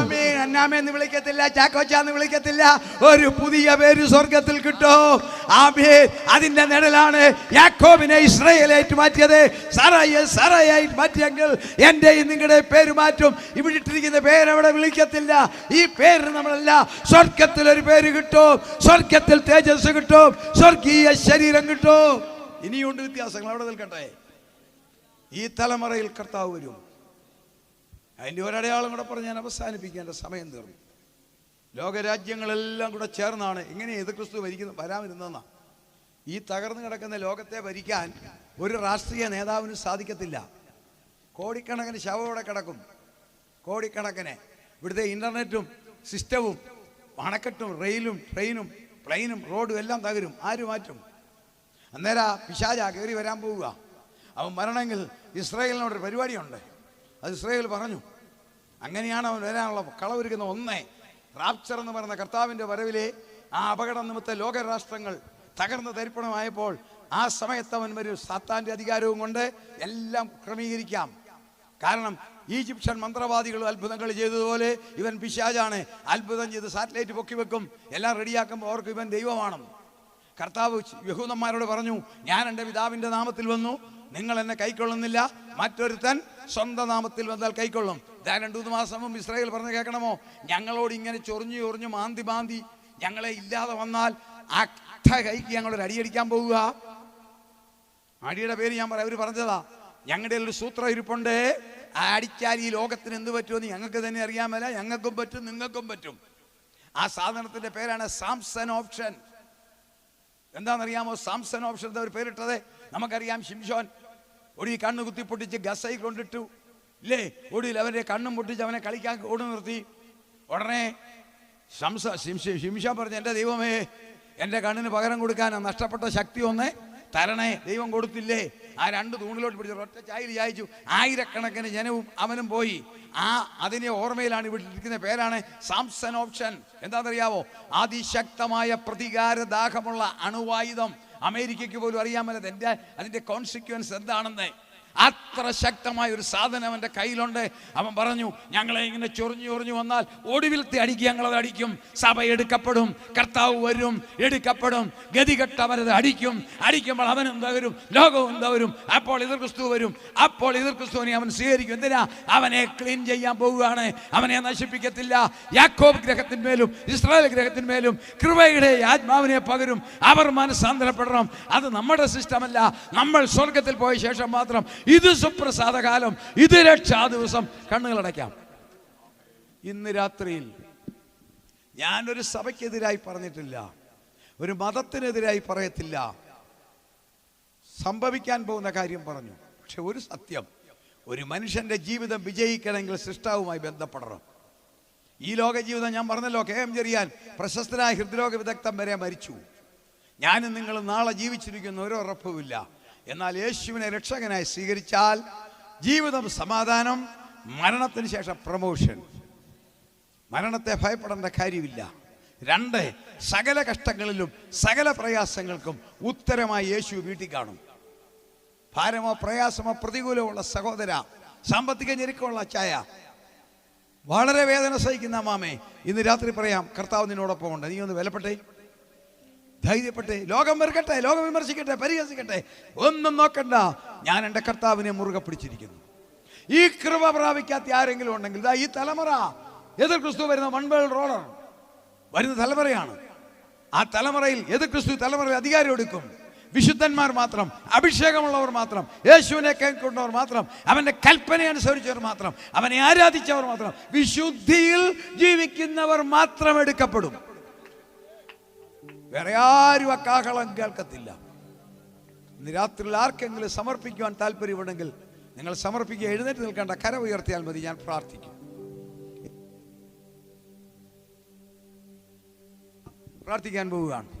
If anybody needs prayer, എനിക്ക് വേണ്ടി പ്രാർത്ഥിക്കണമേ. യെസ്, ഇനി ആർ?